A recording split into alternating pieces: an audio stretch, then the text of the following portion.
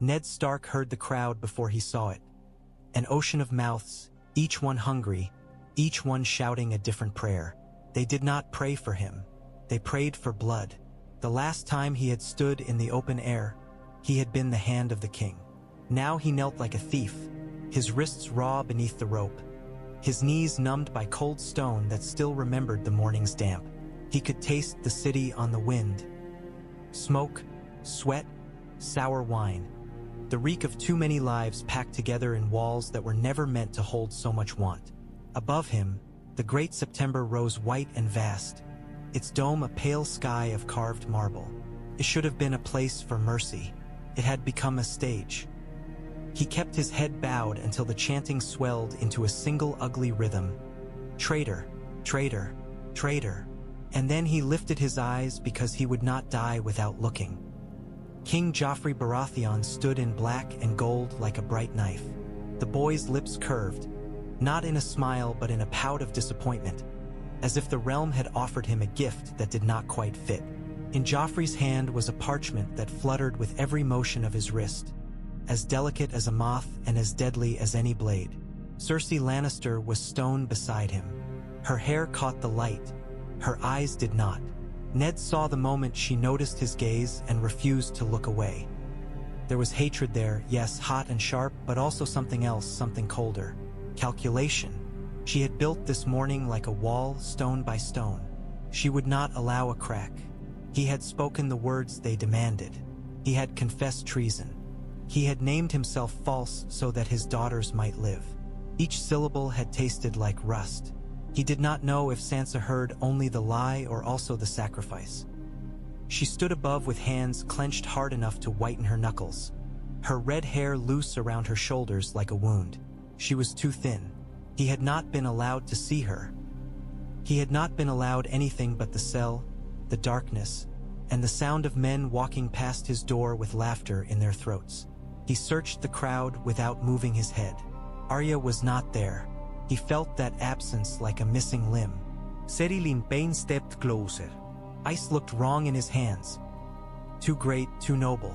That sword had been forged for justice, for the clean certainty of winter. Now it was held by a man with no tongue to speak of what he did. Ned's breath fogged in front of him. He tried to think of snow on the battlements of Winterfell. He tried to think of the Godswood, of the red leaves falling silently into white drifts. He tried to think of his wife's face. Instead, he thought of the letter he had never sent, the warnings he had never shouted, the truth he had carried like a stone in his chest until it dragged him under. Joffrey lifted the parchment.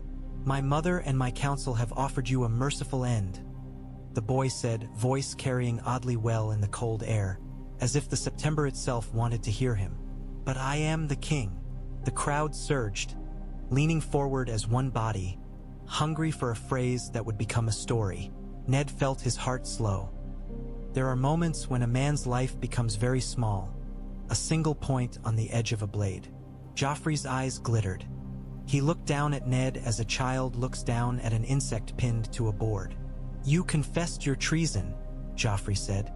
"You named yourself a liar before the gods and the realm. You have begged mercy." Cersei's chin lifted, just a fraction, an almost imperceptible cue, as if guiding a hound with the smallest flick of a finger. Joffrey did not look at her. "I have decided," Joffrey said, savoring the words, "that you will live." For a heartbeat, the world went quiet, the crowd's roar collapsing into a stunned murmur. Ned blinked once, not trusting his own ears. Sansa made a sound, half sob, half gasp, that seemed to tear out of her. Cersei's face tightened, the mask slipping, anger flashing like steel behind her eyes. Varys, somewhere behind the king, inclined his head as if he had been handed a new song. "You will take the black," Joffrey continued, louder now, letting the surprise turn to confusion. "You will go to the wall and spend the rest of your days shoveling snow and eating crow food. You will never hold lands or titles. You will never see your wolf cub brother sit as king. You will die cold and forgotten. And every day you live will remind you that I spared you." The crowd hesitated, uncertain whether mercy was entertainment. Then someone laughed, and another shouted, "Send him to the wall!" And the chant returned, not for death but for humiliation. Ned felt the rope bite as the guards hauled him up. His legs trembled as he rose, not from weakness but from the sudden turn of the world. A life given back could be more dangerous than a life taken away. Joffrey leaned forward. "If you break your vow," the boy called, voice sharp with sudden malice, "I'll have your head anyway, and your daughter's too." Cersei's eyes pinned Ned like a dagger. Promise or a threat? Perhaps both. Ned met the boy's gaze. He wanted to speak. He wanted to say that a king who toys with oaths is no king at all. He wanted to spit the truth into the September's white teeth. But he had already spent that right to save his children. So he bowed his head, once, and let them drag him away while the crowd howled for a fate they thought worse than death. And somewhere in that roar, like a whisper beneath a storm, Ned Stark heard the realm begin to shift. The Red Keep had a smell to it that Ned had not noticed when he entered his hand. Polished stone warmed by sunlight, old tapestries, smoke from hearths. Down below, where torches replaced the sun and men replaced truth, it smelled of damp and iron. His boots scraped on stairs as the guards hurried him through passages that narrowed and twisted like intestines. The cheers outside faded, replaced by the blunt sounds of the castle. A distant door slamming, the echo of a shout, the soft drip of water in the dark. His wrists were bound again, tighter than before, as if Joffrey's mercy needed ropes to ensure it did not escape. "Careful," a voice murmured near his shoulder. Ned turned his head and found Lord Varys gliding beside him, robes whispering against stone. The eunuch's face held the same gentle concern it always did, that soft-eyed sorrow that made him seem harmless. Ned had learned too late that harmless men did not survive in King's Landing. They flowed around knives. They became the air that knives breathed. "You should not be here," Ned said, his voice rough. He had not spoken since the September. Felt strange to hear his own words in the tight space. "Oh, but I must," Varys replied, hands folded neatly. "A man has been granted a second life today. It would be unkind not to offer a little guidance on how not to waste it." Ned's throat tightened. "Guidance?" Varys's smile did not falter. "Advice, if you prefer. Wisdom is such a rare coin these days. It would be a shame for it to be spent poorly." The guard in front glanced back, suspicious, but Varys's presence carried an invisible authority. Men looked away from him without knowing why, like sheep turning from the shadow of a hawk. Ned's mind replayed the moment on the September. Joffrey's sudden declaration, Cersei's fury. Mercy was not the Lannisters' habit. Mercy was not Joffrey's nature. A decision like that did not happen by accident. It happened because someone had placed the thought in the boy's mind like a blade in a child's hand. "Why?" Ned asked.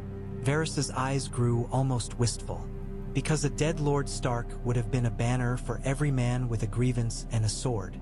A living Lord Stark is something else." "A hostage," Ned said. "A story," Varys corrected softly. "A story that can be used in many ways. Your son marches, your wife gathers allies, your bannermen sharpen their rage. All of that becomes more complicated when the man they march for still breathes." They reached a landing. The guards paused at an iron door, waiting for orders. Varys placed a hand against the stone as if feeling for warmth that wasn't there. "You will go north with Yoren," Varys said, as though discussing a dinner plan. "It will be quick. There will be no chance for rescue. No chance for misunderstandings." Ned understood. No chance for him to be stolen by his own side and turned back into a war cry. "And my daughters?" he demanded. Varys's gaze slid away, then returned with careful gentleness. "The girl Sansa will remain for now. She is valuable. Too valuable. The younger one is missing." Ned's heart lurched. "Arya, not found," Varys said. "But not caught either. That is something." Ned strained against his bonds without meaning to. The guards tightened their grip, pushing him toward the door. Varys leaned closer, voice dropping low enough that it felt like a secret shared between men standing over a grave. You are going to swear vows, Varys said. Vows that will forbid you from taking part in the game you have lost. I have never played, Ned growled. Oh, you have, Varys replied, still gentle. You simply believed the rules were written in honor. They are written in necessity. The iron door creaked open. A gust of colder air spilled out, dank, stale, the breath of cells. Varys spoke one final time, soft as ash falling. If you wish to protect what remains of your family, Lord Stark, learn that a vow can be a wall. And walls, as you know, can be used to defend, or to trap. The guards shoved Ned inside. The door slammed. Iron rang like a bell. In the darkness, Ned Stark stood alone with the echo of Varys's words and the weight of a life that had been returned to him with strings tied to every limb. Time moved differently below the Red Keep. It did not flow, pooled. Hours after the September, perhaps a day, perhaps only the length of a candle. Ned sat in a chamber that was not quite a cell and not quite freedom. The chains at his ankles were loose enough to let him pace 2 steps in any direction, as if the crown wished to pretend it trusted him. A scrap of parchment lay on the bench beside him. It held a simple decree, the king's seal pressed in red wax. Eddard Stark, formerly Lord of Winterfell, is sent to the Night's Watch to serve until death. It should have felt like death. Felt like being buried in snow while still breathing.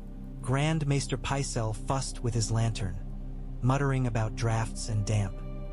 He had been summoned, Ned guessed, to tend to the bruises on Ned's face and the cuts on his wrists, because the crown preferred its prisoners not to die before they could be properly used. Pycelle's hands were gentle, but his eyes never met Ned's. The old man's loyalty, like his beard, belonged to whoever held power. You will need to be strong for the journey, Pycelle said, applying a salve that stung. The North is unforgiving. I know the North, Ned replied. Pycelle made a thin sound that might have been agreement. A laugh came from the corner, low and amused. He knows the North, Lord Peter Baelish echoed, as if the words were a jest told at court. Ned turned slowly.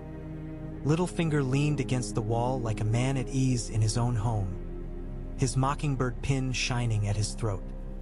His eyes were bright with satisfaction, as if he had just watched a particularly entertaining play. You came to gloat, Ned said. To congratulate, Peter corrected, strolling closer. I genuinely thought His Grace would take your head. You should be grateful. It's not every day a man loses everything and gets to keep breathing. Ned's hands clenched. The chains rattled softly at his ankles. You told me to trust you. Peter's smile sharpened. I told you I would help you. I did, in my own way. Ned's anger rose hot and clean.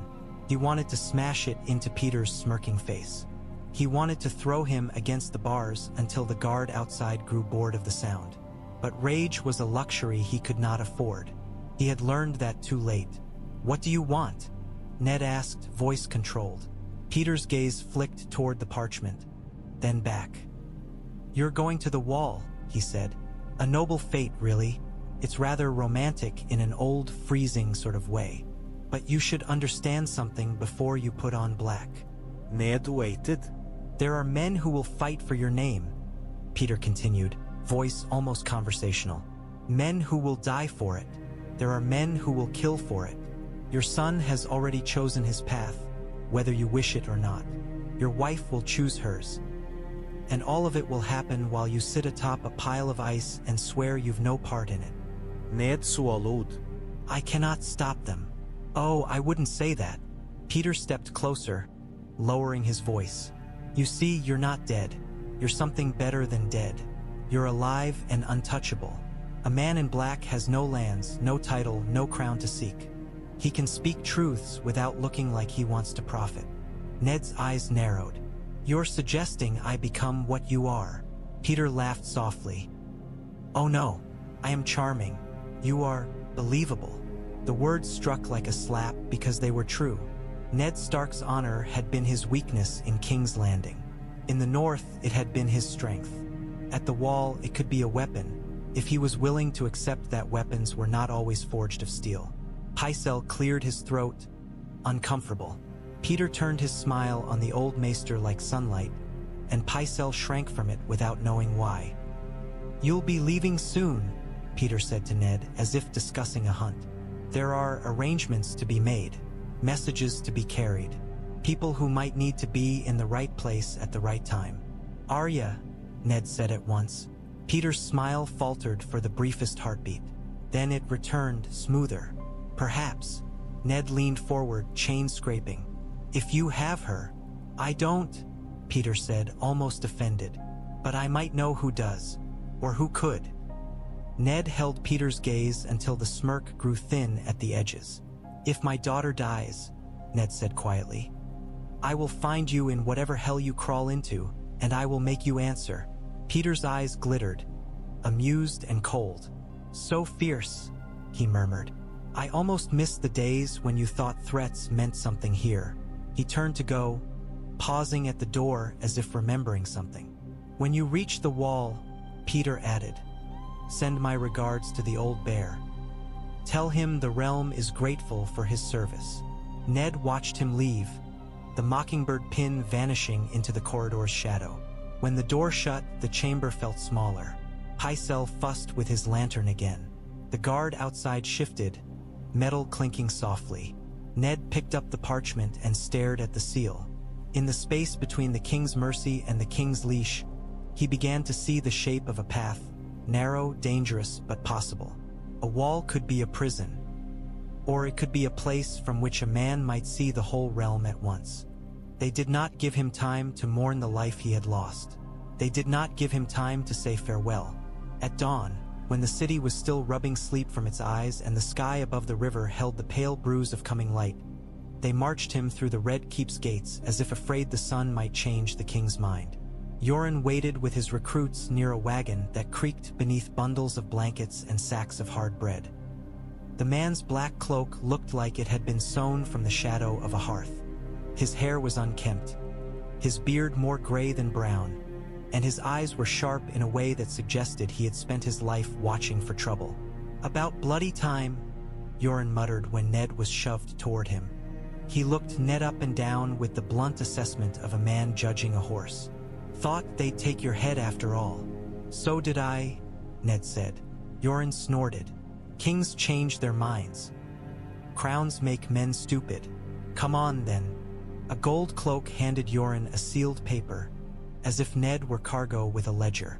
Yoren glanced at it once and stuffed it away, then tossed Ned a coarse black cloak. Ned caught it. The wool scratched his fingers. It smelled of smoke and old sweat. It did not smell like Winterfell's furs. It did not smell like home. "Put it on," Yoren said. "The sooner you look like a crow, the sooner folks stop staring." Ned draped it over his shoulders. The weight settled, strange and heavy, not like armor, but like a shroud. "Remember the King's Mercy," Ser Meryn Trant said low as they moved. "Remember what happens if you forget it." Ned did not answer. He did not trust himself to speak. The city was waking as they moved through it. Fishwives called out prices. Bakers pulled loaves from ovens. Children ran barefoot through puddles. Life continued, indifferent to the turning of great wheels. And yet he felt eyes everywhere, on the black cloak, on the bruised face beneath the hood, on the idea of a fallen lord dragged through streets like a common criminal. He kept his gaze forward, but his senses stretched, searching. When the wagon rolled past a narrow alley, he saw her, a small figure pressed against the wall, half hidden behind a stack of broken crates. A girl in filthy brown clothes, hair cropped short beneath a cap, a smear of dirt across her cheek. Her eyes, gray as winter, locked onto his with fierce, breathless intensity. "Arya." Ned's breath stopped. The world narrowed to that sliver of alley, to those eyes that were his own, to the stubborn set of her jaw. He could not call her name. He could not reach for her. The gold cloaks would see, and she would die for his moment of weakness. So he did the only thing he could. He let his gaze pass over her as if she were a stranger. He felt the pain of it like a knife. Arya did not flinch. Her eyes burned, then softened for the briefest moment, understanding. She lifted one hand, not in a wave but in a promise, fingers curling like a small claw. Then she was gone into shadow. Ned turned his face forward again. His throat ached, his heart hammered. Yoren glanced at him, eyes narrowing. "You see something?" he asked. "No," Ned said, voice steady despite the storm inside him. Yoren grunted. "Good. See nothing. That's how we get out of this bloody city without someone deciding they want your head after all." They reached the gate. The city walls loomed, tall and old, guarding the decay within. The iron portcullis rose with a groan, and cold morning wind swept in from the countryside like a breath from a different life. Ned Stark passed beneath the gate in a black cloak, leaving King's Landing behind. He did not look back. The Kingsroad stretched north like a scar, cutting through fields that should have been green but were already turning dull with the first hints of winter.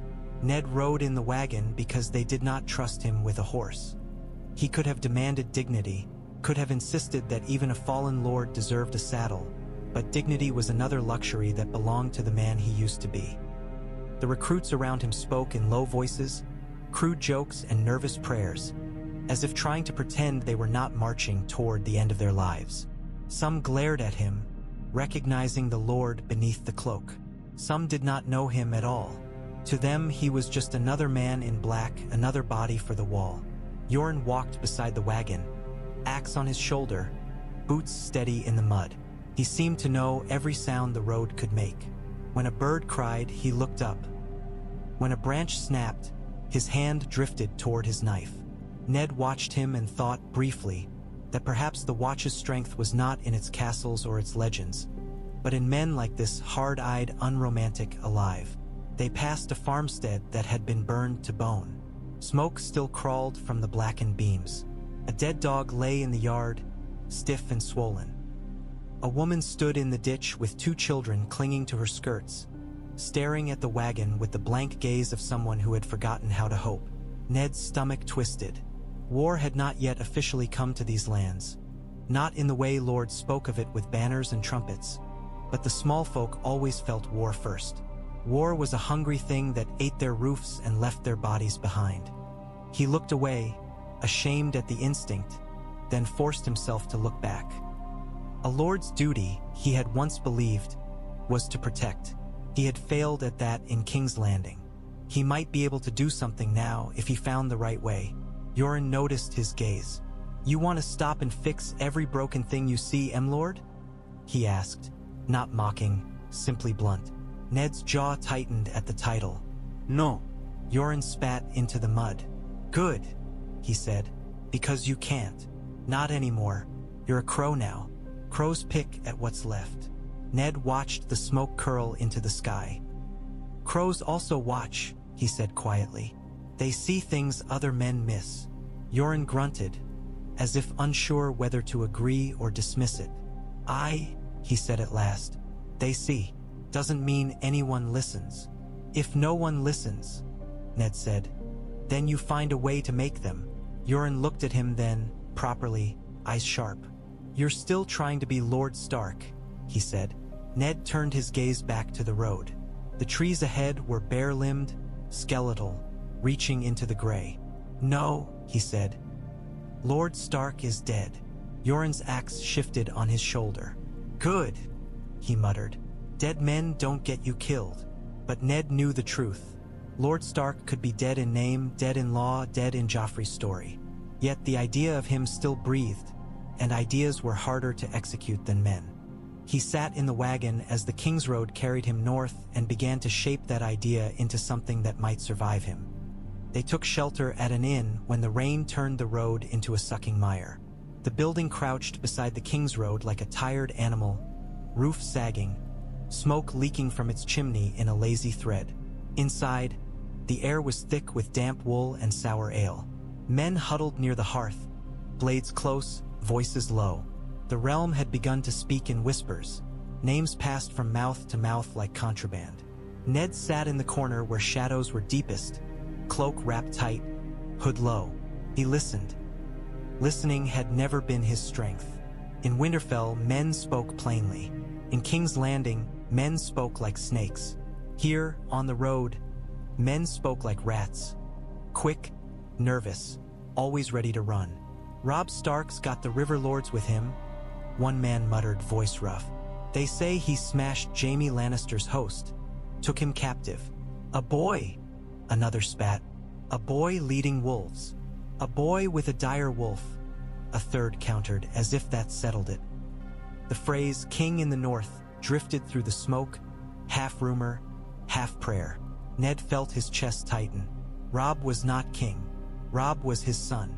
A title like that was a crown of thorns. Yoren drank quietly near the hearth, eyes scanning the room. He looked like any other traveler, until you noticed how his hand never strayed far from his knife. A serving girl moved between tables with a tray, her hands trembling. Her eyes flicked toward the recruits in chains, toward Ned's black cloak, then away. Fear lived in her like a second heartbeat. A one-eyed man at the bar stared too long at Ned's face. Ned kept his gaze lowered, but he felt the weight of recognition pressing in. The man rose, swaying slightly, mug in hand. He walked toward Ned with the slow confidence of someone who believed the world owed him something. "You," the man said, stopping a few steps away, his one good eye narrowed. "I know you." Ned's fingers curled under his cloak. The inn seemed to hush the way animals hush when a predator enters. Yoren's chair scraped faintly across the floor. Ned lifted his head just enough for the firelight to catch his eyes. "You are mistaken," he said. The man snorted. "Ain't mistaken. I seen you once up in the Riverlands. Lord Stark. The Hand. You had men with you." "You." "Not anymore," Ned said, voice flat. The man leaned closer, breath sour with ale. "They say they cut your head off."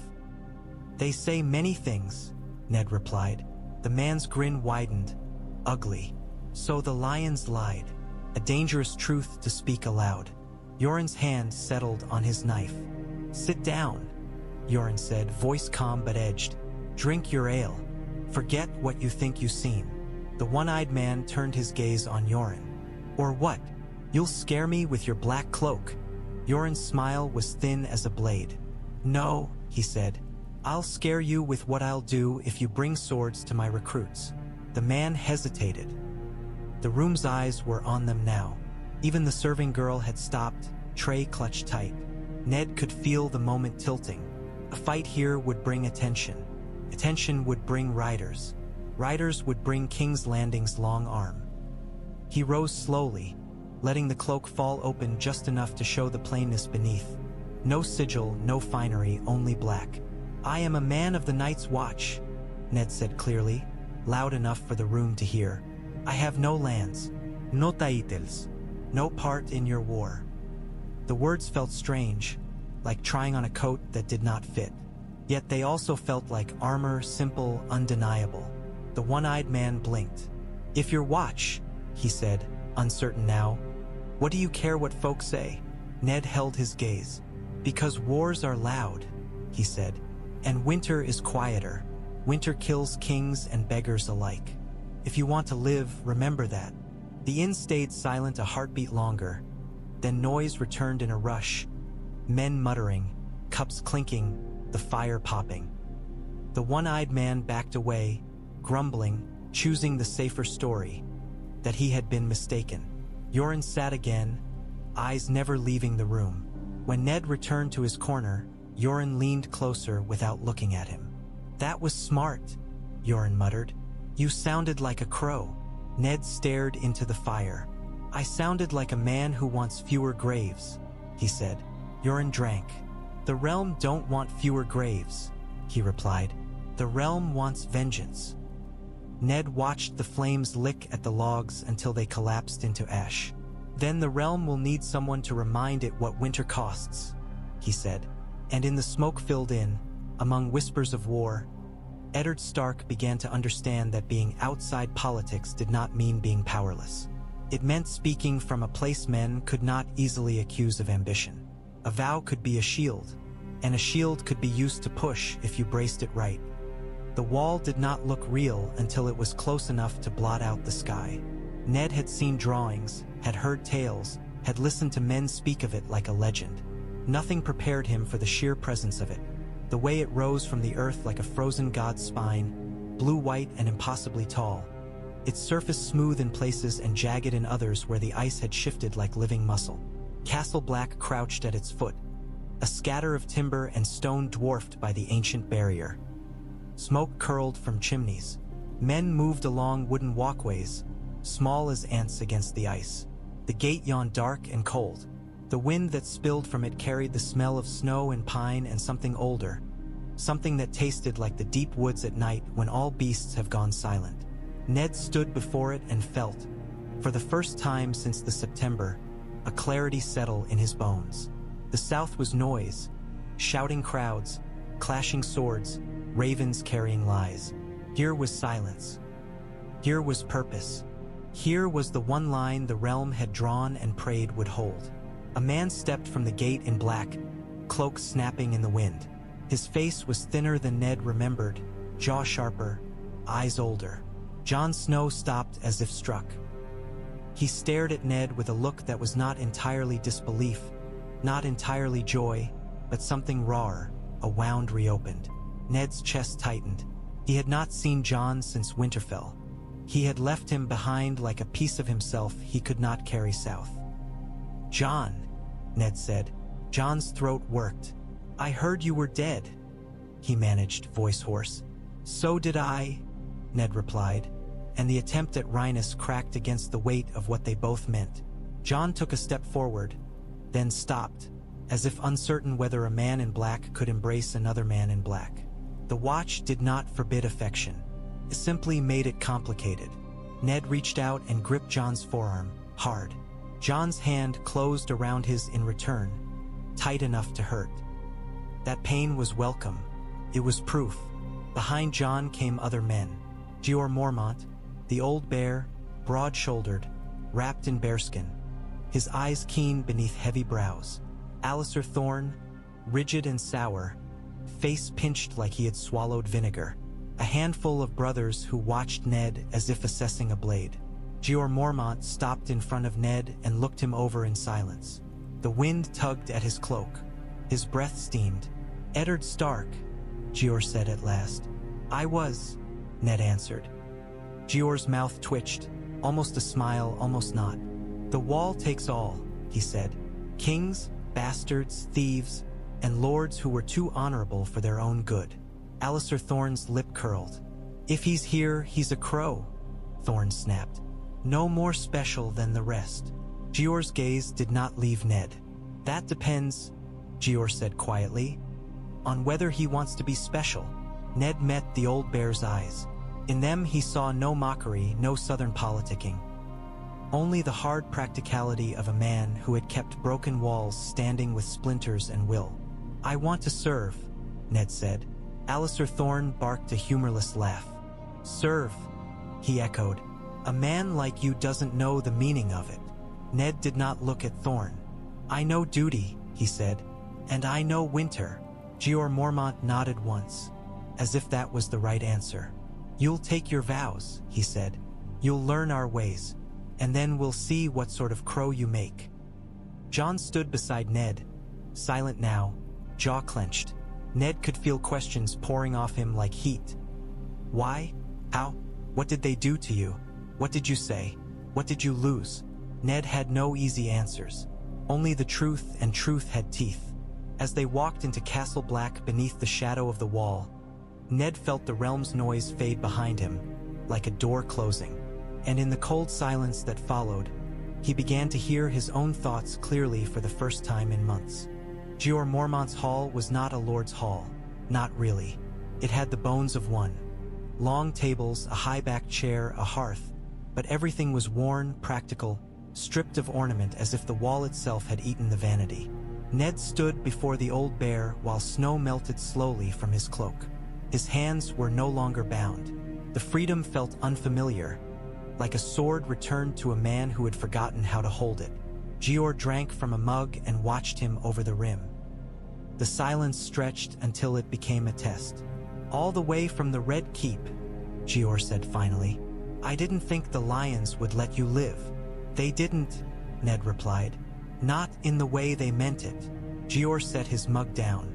Tell me, he said, and it was not a request. Ned spoke plainly because that was the only way he knew. He told Jeor of the September, of the boy king's sudden mercy, of the threat against his daughters, of the decree that stripped him of everything. He did not speak of the lies he had confessed. He did not speak of the truth about the king's children. Those were southern poisons, and he had brought enough poison north already. Jeor listened without interrupting, face carved from patience. When Ned finished, Jeor leaned back, chair creaking. So, he said, you're here because the realm decided you were more useful cold and far away than warm and dead. Ned's mouth tightened. Yes, and you intend to obey, Jeor said, eyes narrowing. Ned met his gaze. I intend to take the vows, he said. To serve. Alliser Thorne snorted from the edge of the hall. Serve? He spat again, like the word tasted foul. Jeor raised a hand, silencing him without looking. Maester Aemon's voice drifted soft across the hall. A vow is a heavy thing, the old man said, head tilted. His eyes were pale and empty, yet Ned felt as if he were being seen more clearly than by any man with sight. Heavier, sometimes, than chains. Ned turned toward him. I know, he said. Aemon's fingers twitched, as if feeling the shape of the words. Do you? Aemon murmured. Or do you only believe you do? Jeor watched the exchange with interest. What do you want here, Stark? He asked, blunt now. Ned hesitated. The honest answer rose in him like a tide. I want my daughters safe. I want my son not crowned. I want the realm to stop bleeding itself to death. But those were wants of a lord, not of a crow. I want, Ned said carefully, to keep the wall strong. Alliser Thorne laughed. Sharp. He wants to keep the wall strong, he mocked. As if he's the first noble to grace us with his concern. Jeor's eyes flashed. Enough, he snapped, and Thorne's mouth shut like a slammed door. Jeor leaned forward. The watch is starving, he said. We're half-manned. Our gear is rust. Our stores are thin. The South forgets us until the cold bites their bones. Then they send us their criminals and call it charity. Ned listened, each word settling like a stone. This was the realm's true sin, not cruelty, but neglect. Jeor's voice lowered. If you take the vows, you are ours, he said. No more playing at lordship. No more letters to your son. No more ravens to your wife. No more. No more claims, Ned finished quietly. Jeor held his gaze. No more, he agreed. Can you live with that? Ned thought of Arya's eyes in the alley. He thought of Sansa's tear-streaked face above the September. He thought of Robb, sword in hand, anger in his blood. He could not live with abandoning them. But perhaps there was another way. I can live with the vows, Ned said, and with what they forbid. But I cannot live with failing my duty to the realm. Alliser Thorne shifted, suspicious. Jeor's eyes narrowed. Aemon's head tilted, as if hearing something beneath the words. Jeor Mormont studied Ned for a long moment. Then he said softly, You think the wall can be used? Ned did not deny it. He simply said, The wall is the realm's last true border. Everything south of it is quarrels. Everything north of it is death. If the wall speaks, the realm must listen, because if it does not, it dies. Jeor's mouth twitched again. Bold, he murmured. Necessary, Ned replied. Aemon's voice came again, like a candle flame in the dark. A man who wants to do good, he said softly, must sometimes learn to do it in ways that do not look good. Ned felt the truth of it in his bones. Jeor Mormont nodded once, decision forming. Take your vows, he said. Then we'll talk again. Ned bowed his head. Behind him, Jon exhaled, a breath he'd been holding too long. As Ned turned to leave, Aemon spoke one last time. Remember, the old maester murmured, the wall does not care who you were. It only cares what you will do. Ned stepped out into the cold with those words following him like a shadow, and he knew, deep certain, that the vows he was about to swear would not silence him. They would shape him, and shape, in the right hands, could become a weapon. The Godswood at Castle Black was smaller than Winterfell's, a pale echo of home, but the weirwood stood all the same, white bark like bone, red leaves like blood, a carved face staring out with eyes that seemed too ancient to belong to wood. Snow lay thin across the ground, scattered by the wind. Ned's breath rose in slow clouds. His hands were steady as he stepped forward, though his heart beat harder than it had on the September. This vow would not end his life. It would end his name. Jeor Mormont stood behind him, silent. Maester Aemon's blind face was turned toward the tree, as if listening for the old god's reply. A handful of brothers watched, their expressions guarded. For them, this was routine, another man trading one chain for another. Jon stood closest, witness and something else besides. Ned could feel the tension in him like a taut bowstring.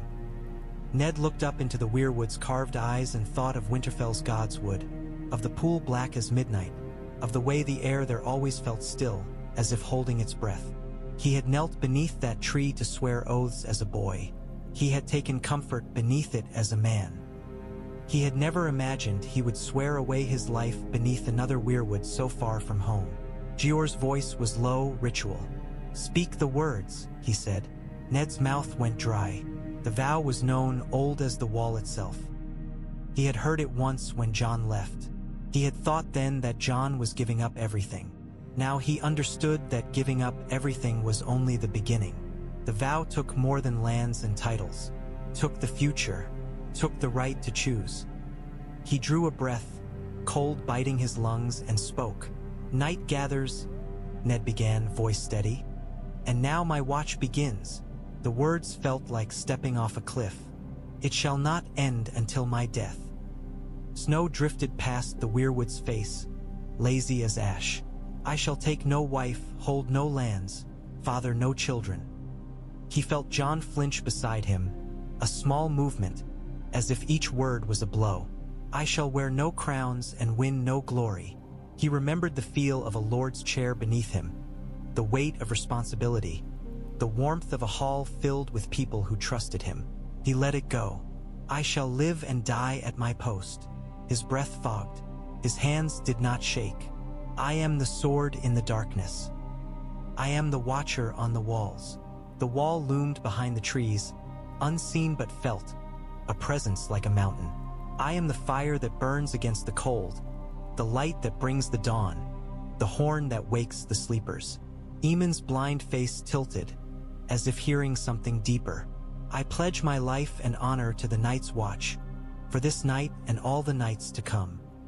When the last word left his mouth, silence settled heavy, as if the Godswood itself had accepted the oath and swallowed the man who spoke it. Jeor Mormont nodded once. "It is done," he said. A brother stepped forward and clasped Ned's forearm in the watch's grip. Another followed, and another, until a circle of black hands pressed briefly into his skin, acknowledging him. Jon stood still beside him. When the others stepped back, Jon remained, eyes bright with something he would not let fall. "You're here," Jon said softly, as if still not believing it. Ned looked at him, seeing his son's face and also seeing the hard line the watch drew between them now. "I am," Ned said. Jon swallowed. "And what now?" Ned turned his gaze back to the weirwood's red eyes. The vow had taken his future, yes, but it had also given him something he had not expected. A place no king could claim, a name no crown could buy, a duty that stood above banners. "What now?" Ned said quietly. "Is that we do what the realm forgets to do." Jon watched him, puzzled. "We endure," Ned finished, and in the cold Godswood beneath a dead-faced tree, Eddard Stark, no longer lord, no longer hand, felt the first solid shape of power return to him, not as privilege but as purpose. A vow could silence a man if he allowed it. Ned did not intend to allow it. The maester's tower smelled of ink and old parchment. A small fire burned in a brazier, offering more light than warmth. Ravens watched from their perches with bright black eyes, heads tilting as if judging the men below. Ned sat at a rough table that had seen 100 letters written in desperation. Pleas for supplies, reports of desertion, warnings no one south truly wanted to read. The quill in his hand felt heavier than any sword, because it could cut without spilling blood and still leave bodies behind. Maester Aemon sat across from him, hands folded. His blind eyes faced the table as if he could see the ink's shape through sound alone. "You may write," Aemon had said earlier, voice mild. "The vows do not forbid ink. They forbid certain intentions." Ned had stared at him then. "And how does a man measure intention?" he had asked. Aemon's mouth had twitched with something like a sad smile. "With honesty," he had replied, "which is often the hardest measure." Now Ned wrote slowly, choosing each word as if it were a stepping stone across thin ice. He did not address Robb as king. He did not address him as lord. He did not command. He did not plead. He did not speak of vengeance. He wrote instead of winter's approach, of burned farms along the Kingsroad, of the wall's thin stores, of the need for grain and salted meat, of the watch's duty to all the realm regardless of banners. He wrote of whispers carried north by travelers, of armies moving, of villages emptied, of men dying for causes they barely understood. He wrote of the truth he could still speak without breaking his oath, that the realm was tearing itself apart while the cold gathered its strength. His hand paused once, and he stared at the ink pooling on the parchment like a drop of blood. Jon watched from the door, silent as a ghost. Ned could feel the question in him. Is this allowed? Is this safe? Will it save anyone? Or will it bring the lion's wrath north like fire? Ned set the quill down and looked up at Aemon. "If I send this," he said quietly, "they will know it is from me." Aemon's blind face turned slightly toward him. "Yes," Aemon said. "And if they know," Ned continued, "they may call it meddling." Aemon's fingers tapped lightly on the table, thoughtful. "Men will call anything they dislike meddling," he said. "Even duty." Ned exhaled. "I cannot order my son," he said. "I cannot tell him where to march." "No," Aemon agreed, voice soft as snow. "But you can remind him that he marches in the same world as everyone else. A world that does not care for crowns." Ned looked down at the letter again. The words were plain. They were true. They were also a lever placed carefully beneath the weight of war. He signed it not as Lord of Winterfell. He signed it simply, Eddard, a brother of the Night's Watch. Then he folded the parchment with deliberate care, sealing it with plain wax. No Direwolf, no silver, nothing that screamed of lordship. Aemon raised a hand, and Ned placed the letter into it so the old man could feel its weight. Aemon's fingers traced the fold, the seal, as if reading the shape of Ned's restraint. "Send it," Aemon said. Ned nodded once. He turned to the Ravenkeeper, a young brother with ink stains on his fingers, and handed over the letter. The raven shifted on its perch, restless. The brother took it gently, sliding the message into its tube. As the bird was carried toward the loft and the open air beyond, Ned felt something inside him settle. Not peace, not relief, but resolve. He had been stripped of title, land, family, and voice. Yet here, in a tower of ink and feathers, he found a way to speak that could not be easily dismissed as ambition. Outside, snow tapped softly against the window, persistent as a warning. Jon stepped closer, voice low. "Will he listen?" he asked. Ned stared at the blank parchment left on the table, already thinking of the next message, the next careful truth. "He will," Ned said, "because it isn't only him I'm writing to." Jon frowned. "Who then?" Ned looked up at the raven loft, where wings rustled like distant thunder. "The realm," he said, and in the cold heart of the wall, Eddard Stark began to turn exile into influence, vow into authority, silence into a blade that cut without ever leaving its sheath. The yard was hard-packed earth rimed with frost, ringed by timber palings that groaned in the wind. The cold turned breath into ghosts and made every movement cost more than it should, as if the air itself resented men pretending they could master it. Eddard Stark gripped the blunted sword until his knuckles whitened. The weapon was lighter than ice, lighter than the blades he'd sparred with as a young lord, But the weight that mattered was not in the steel. It was in the eyes on him.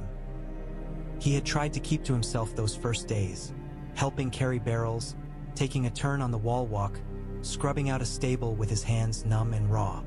He'd wanted to disappear into the black, to become what the crown had intended, a man removed.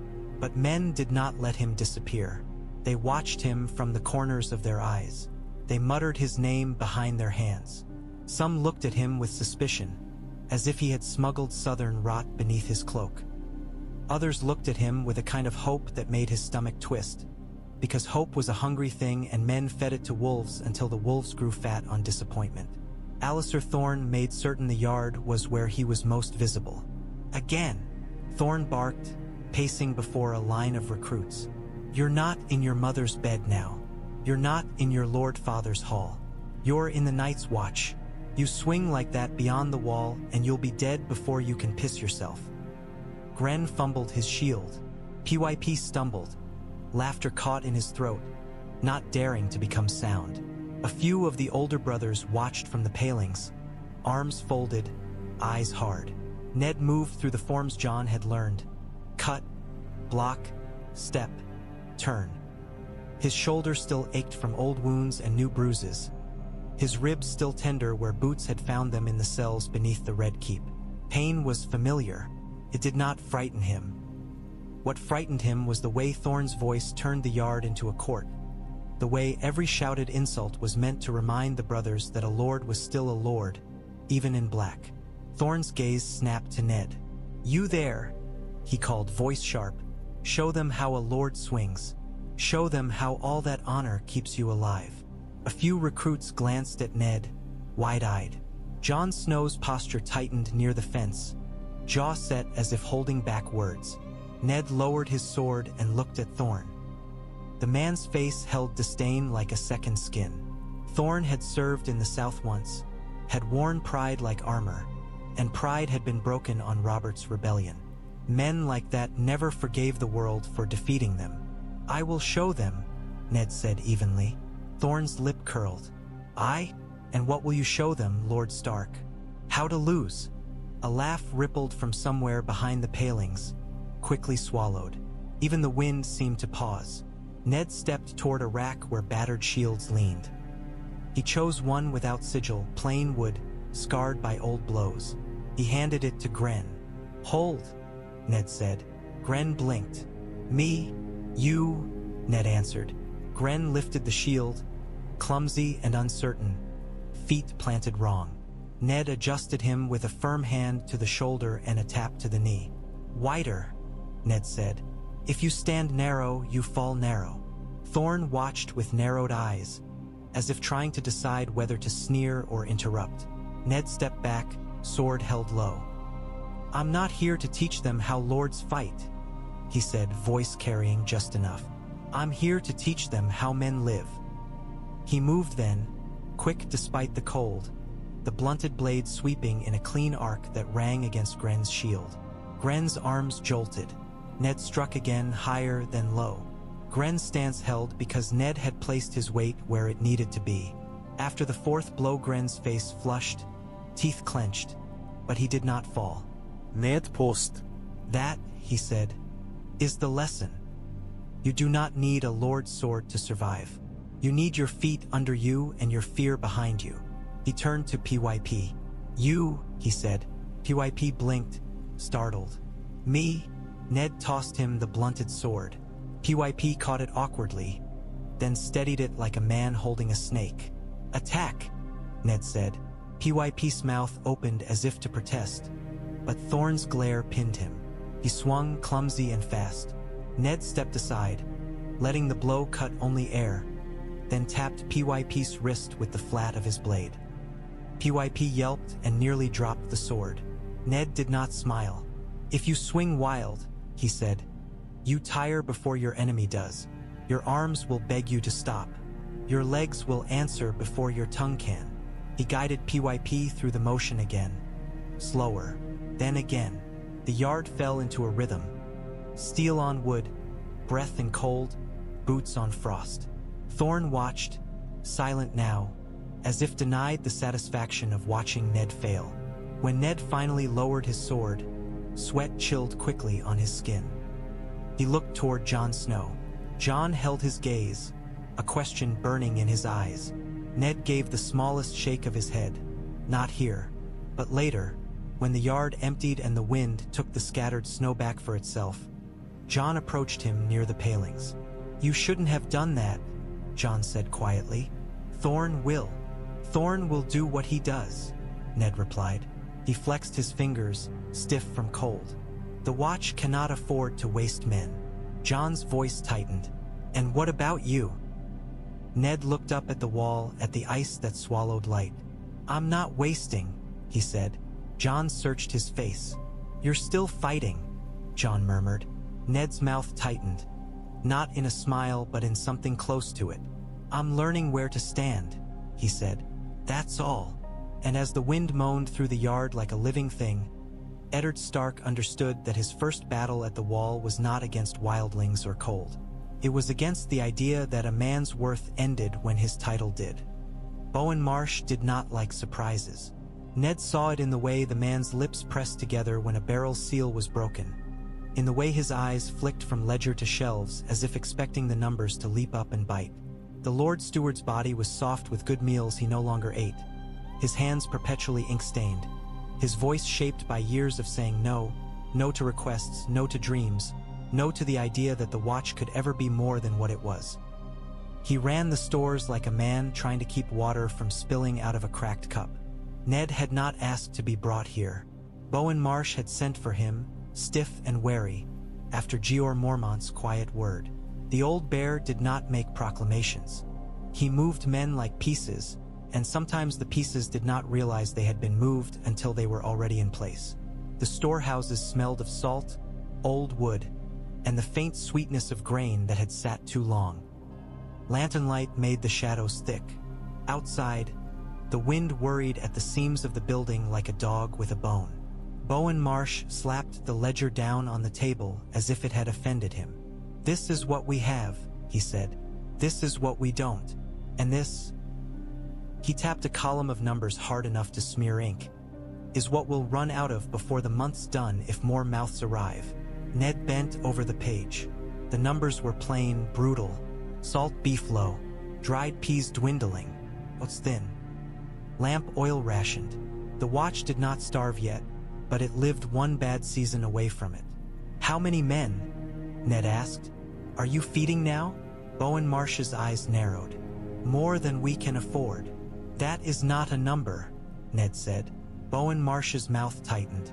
500 and change, he said at last. "Castle Black, Eastwatch and the Shadow Tower have their own accounts." 500, Ned repeated and felt the weight of it. 500 men to hold a wall that stretched across the world. He looked at the shelves, barrels stacked unevenly, sacks patched and repatched, a crate of arrowheads half empty.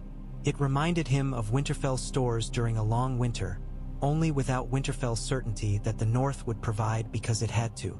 "Some of these seals have been broken," Ned said, running a finger along a barrel's rim. Bowen Marsh bristled.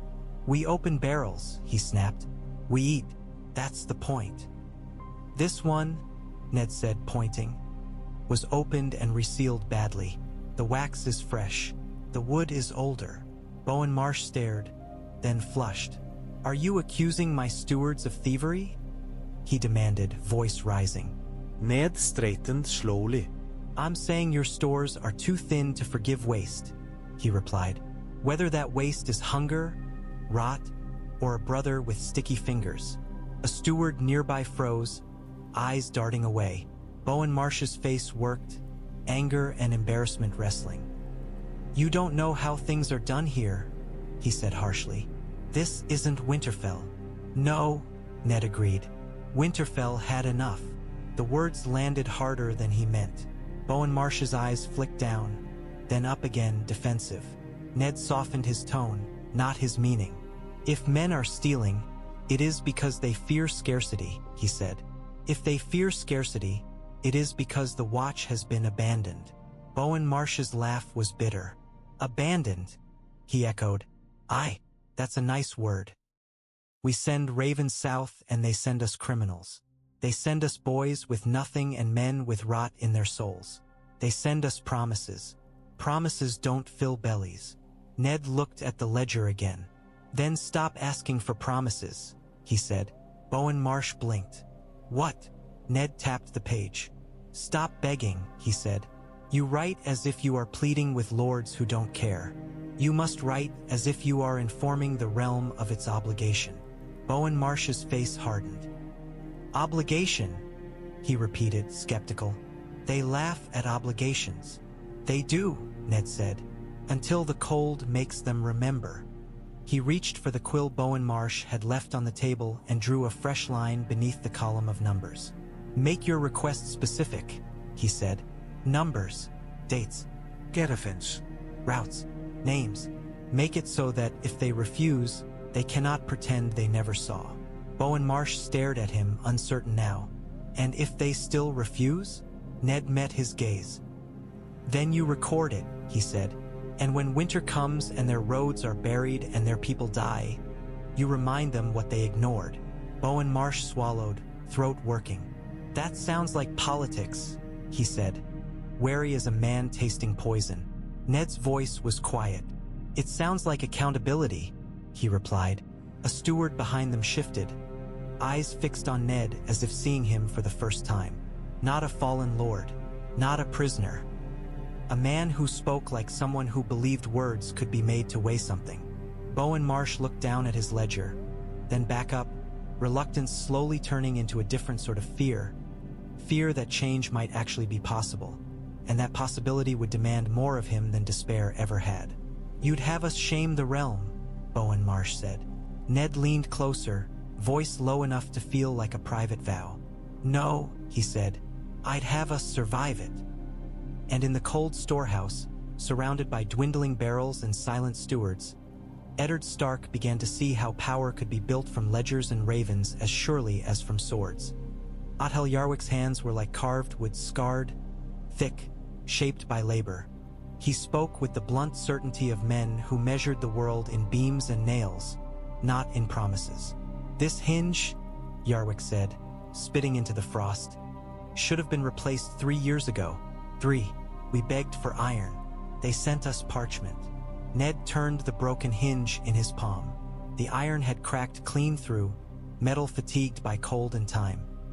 A small failure that could become a death if it happened at the wrong moment. How many failures like this? Ned asked. Yarwyck jerked his chin toward the yard. Piles of warped timber, ropes frayed thin, a winch that groaned when turned. Enough to keep me awake, he said. Enough to make me wonder if the wall will fall apart from neglect long before anything north of it comes. Ned felt the chill settle deeper. Men spoke of the wall as eternal. They forgot that everything built by hands required hands to maintain it. Even ice could die, given enough years of being ignored. He looked up at the wall's face, gleaming. It did not look like something that could break. That was the danger. Men trusted what they did not understand. Yarwyck watched him, measuring. You're Lord Stark, he said, not a question. I was, Ned replied. Yarwyck grunted. He said. And now you're a crow who knows what it costs to keep a castle fed and standing. That's why the old bears got you sniffing around my yard. Ned did not deny it. He held the hinge up. If this fails, he said. What suffers first? Yarwyck's eyes narrowed. The lift cages, he said. The gates. The mechanisms. We patch and patch, but patches don't last through hard cold. Ned thought of the black gate beneath the wall, the dark tunnel of ancient stone. He thought of men hauling supplies up in cages that swung over emptiness. One snapped rope, one failed gear, and bodies would fall like stones. What do you need? Ned asked. Yarwyck laughed, a harsh sound. Everything, he said. Iron, pitch, nails, good timber, men who know a hammer from a spoon. Ned nodded slowly. Then we ask for those things, he said. Yarwyck stared. We have, he snapped. For years. Ned's gaze held steady. Not like this, he said. He stepped to a table where a builder's charcoal sketches lay. rough drawings of repairs planned and postponed.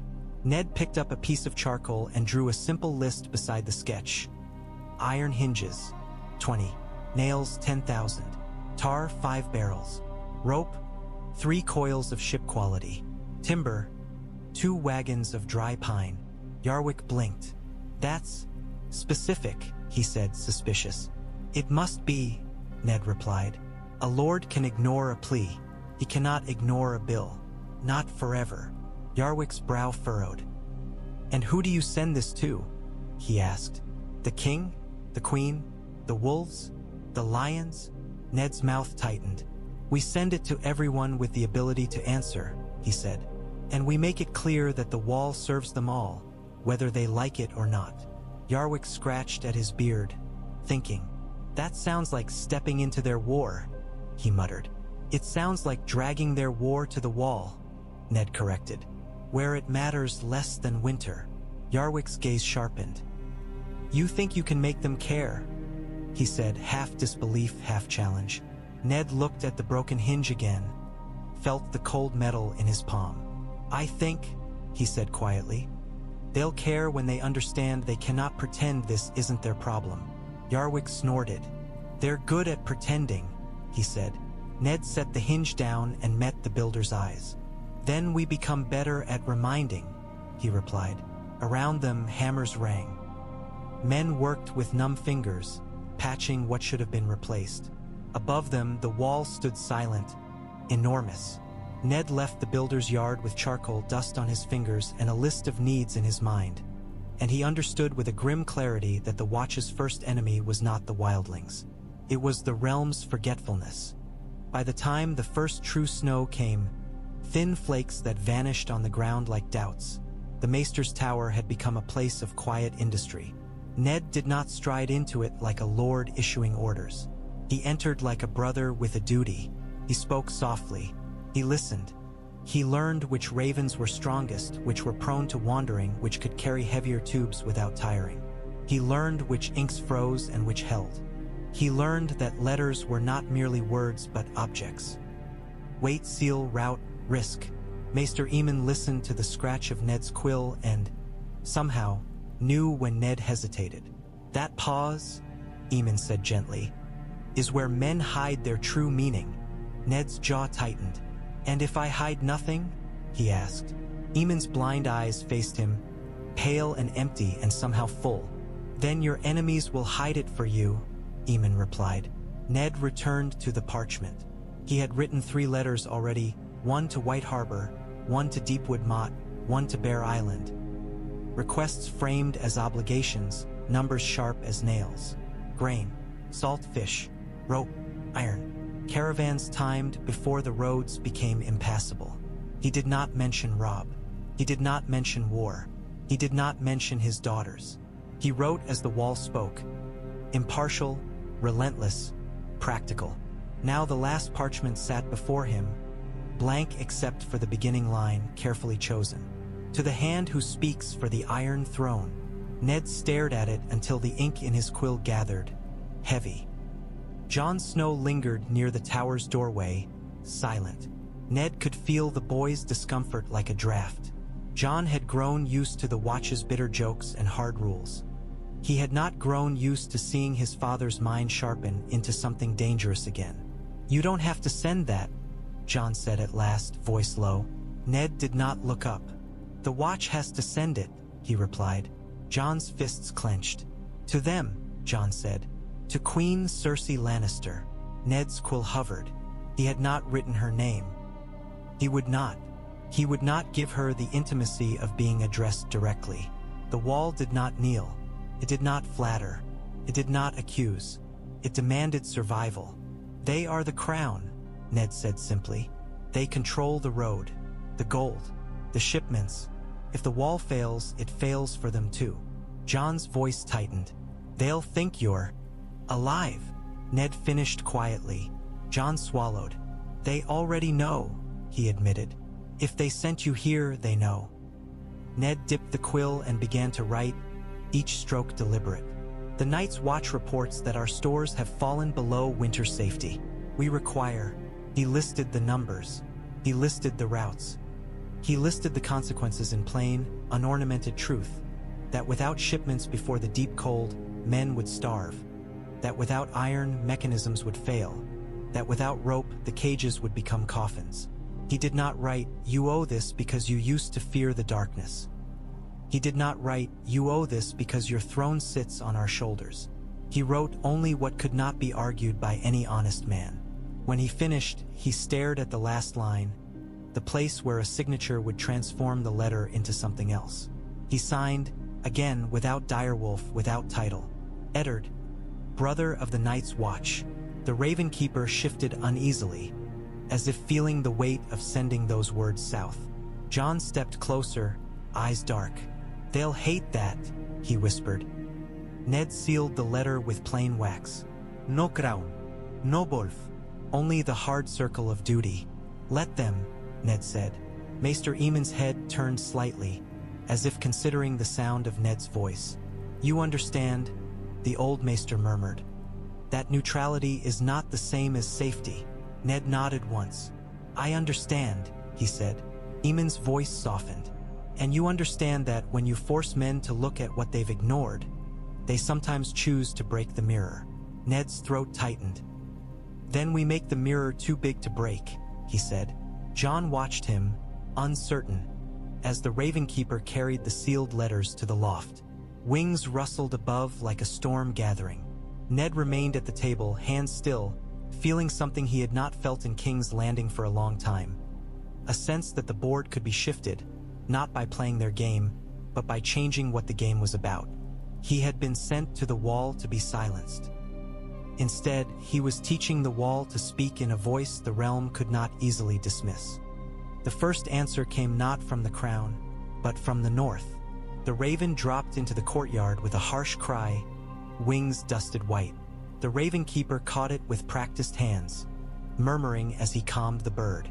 Around them, men moved through the daily grind of the watch, carrying water, splitting wood, scraping ice from steps.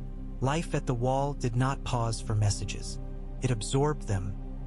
Jeor Mormont stood beneath the overhang of the armory roof, bearskin cloak heavy on his shoulders, watching with the patience of a man who had waited for help most of his life and learned not to expect it. Bowen Marsh hovered beside him, face tight, as if bracing for disappointment. Ned stood with Jon just behind him. He kept his posture neutral, hands at his sides, a crow among crows. Yet his heartbeat quickened when he saw the green wax seal, House Manderly's Merman, pressed thick. The Raven Keeper drew out the parchment and passed it to Jeor. Jeor broke the seal and read, brows lowering. For a moment he said nothing. "Well?" Bowen Marsh snapped, unable to help himself. Jeor's mouth twitched. "White Harbor will send fish," he said. "Salted, barrels of it.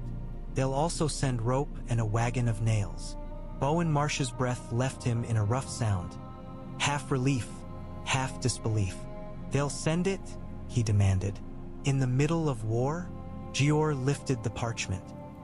"Lord Wyman writes that the wall is the wall," he said, "and that if the realm is foolish enough to fight itself, at least the cold will remain honest."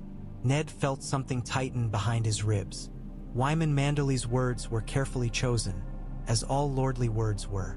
Yet there was no refusal there, no insult disguised as delay. There was an answer. Jeor's eyes flicked toward Ned, sharp and assessing. "Your letter," he said quietly.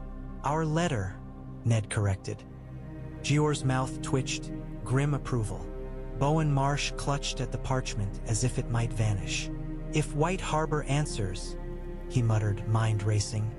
"Others might. The Glovers, the Umbers. Maybe, Jeor said, not allowing hope to run too far. Jon leaned closer to Ned, voice low. "Robb will hear," he whispered. "He'll know you're here." Ned kept his gaze on the raven, which preened its feathers as if proud. "He already knows," Ned said softly, "if he reads."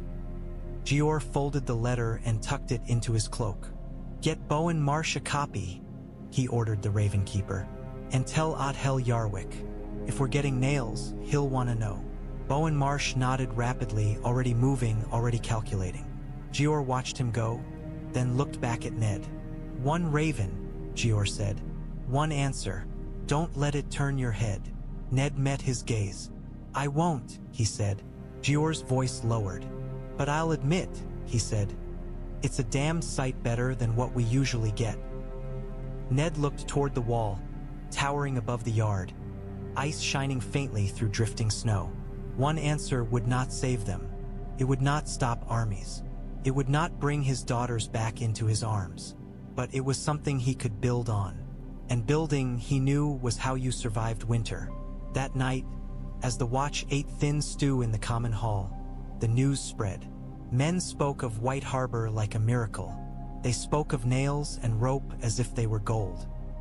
They spoke of the wall as if it had been remembered, finally, by a world that had pretended it did not exist. Ned sat among them, hood down, listening. He did not smile. He did not boast. He watched the way hope moved through tired faces, and he understood the danger of it. Hope could feed men, could also make them careless. When the hall emptied and the fire burned low, Jon lingered beside him. "You did that," Jon said, voice hushed. Ned's eyes stayed on the embers. "The watch did," he replied. Jon's fists curled, frustration and admiration tangled. "You're still trying to hold the realm together," Jon whispered. Ned's voice was quiet. "No," he said. "I'm trying to keep it from falling apart before the cold arrives." Jon stared at him, then nodded slowly, as if beginning to see it. Outside, snow fell steady and silent, piling against the doors like a patient enemy. And somewhere far to the south, ravens flew with words that did not carry banners. Only numbers, needs, and a reminder that winter did not care who sat a throne. Alliser Thorne chose his moments like a man choosing where to drive a nail. Precise, meant to hold. The common hall was loud with bowls clinking and men talking over one another, but a different kind of noise hung beneath it. The rumor of Ned Stark's letters, the whisper that White Harbor had answered, the uneasy question of whether the wall was becoming important again. Men did not like change when change threatened to bring attention. Attention brought kings. Kings brought war. Thorne prowled near the tables, cup in hand, eyes bright with sour amusement. He stopped across from Ned, where Ned sat with his stew untouched, listening more than eating. "Well," Thorne said loudly, "look at that. The Lord of Winterfell writes a few pretty words, and suddenly the watch thinks it's a council of kings." A few men laughed, uncertain. Some looked away. Jon Snow's shoulders tightened. Ned lifted his spoon and took a bite, slow. The stew was thin, mostly water and a few stubborn chunks of turnip. He chewed as if Thorne's words were nothing more than wind. Thorne's smile sharpened. "No answer?" he prodded. "No speech? I thought lords liked speeches." Ned swallowed, set the spoon down.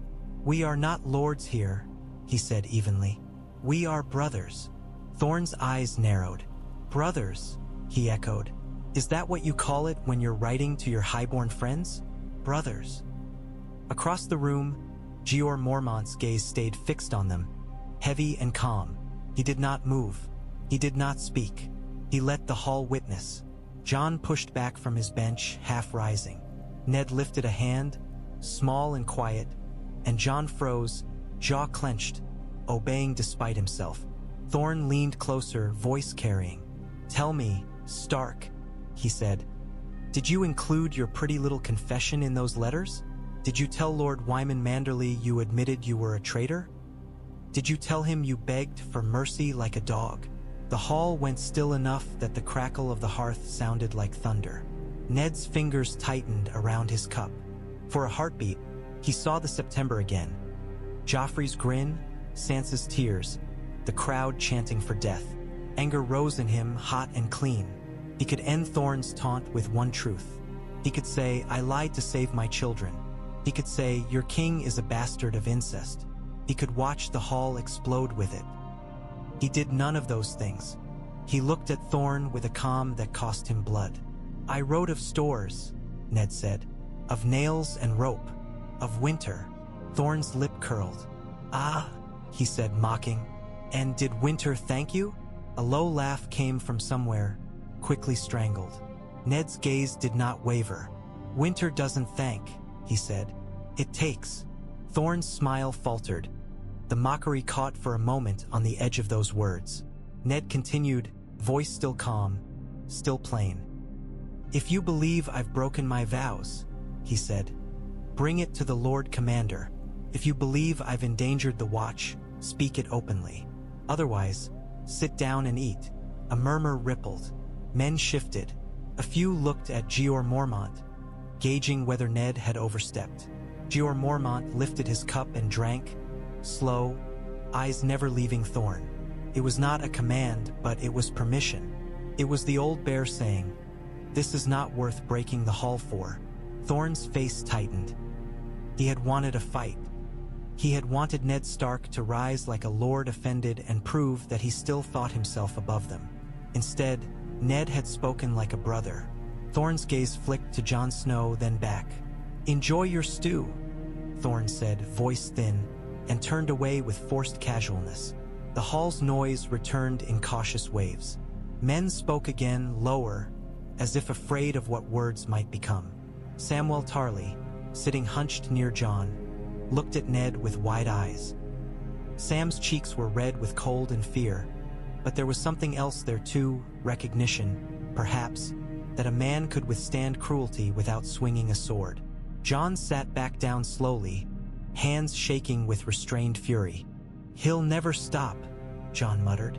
Ned's voice was quiet, meant only for Jon. "Let him speak," he said. "Every time he tries to drag me into Southron quarrels, he reminds the brothers what I'm refusing to do." Jon frowned.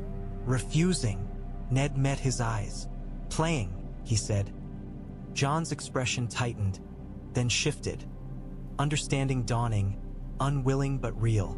"You're letting him show them," Jon whispered. Ned nodded once. "If the Watch is to speak to the realm," he said, "it cannot sound like a lord whining for his house. It must sound like the wall." Jon stared at him as if seeing him anew.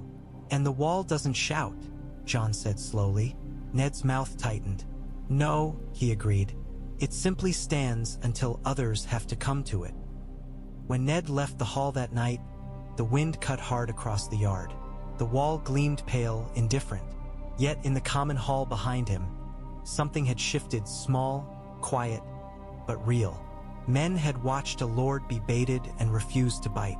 They had watched restraint, and in restraint, they had glimpsed strength. The ranger's beard was crusted with ice, his cheeks raw from wind. He smelled of pine and sweat and the faint, sharp scent of fear. "Wildlings," he said, voice rough, "more than the usual raiders. Families, old men, women, children." Bowen Marsh's mouth tightened. "They always say that," he muttered. "They always come running when winter bites." The ranger shook his head. "Not like this," he said. "They're moving with purpose, and they're moving fast." Jeor Mormont leaned over the map, thick finger tracing the marks the ranger indicated.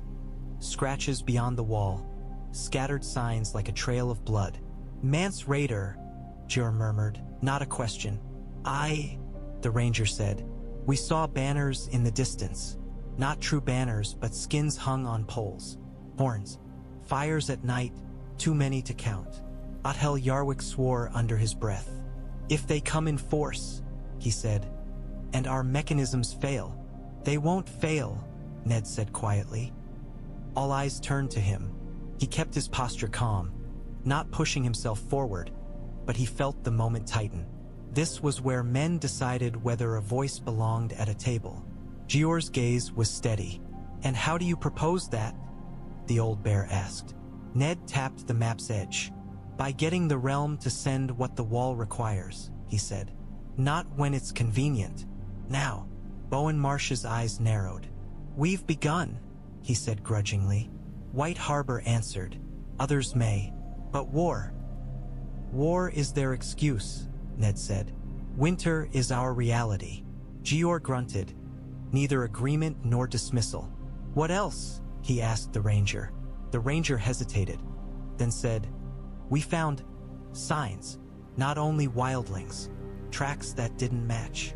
Silence settled. Jon Snow's face tightened in the back of the solar. Ned felt a chill that had nothing to do with the fire's weakness. Jeor's voice dropped. "Say it," he ordered. The ranger swallowed. "Tracks in snow that didn't show weight," he said. "A drag mark, but no footprints beside it. And..." He rubbed his hands together as if trying to warm them. "Dead things. Animals. Split open. Left like offerings." Bowen Marsh made a warding gesture without thinking. Yarwyck's jaw worked. Maester Aemon's blind face turned slightly, as if listening for something beyond the words. Jeor Mormont stared at the map as if he could force it to confess. "The cold has teeth," he murmured. Ned's throat tightened. He remembered old tales from Winterfell. Nan's voice, soft and dreadful, speaking of the others. He had believed them stories meant to scare children into staying near the hearth. Now he stood at the wall, hearing men speak of tracks that did not belong to the living. "We cannot fight the realm's war and this," Jeor said, voice hard. "We don't have the men." Ned looked at the daggers weighing the map down. He thought of banners moving south, armies bleeding each other out while the true enemy gathered in silence. "We won't fight their war," Ned said. "We'll make them fight ours."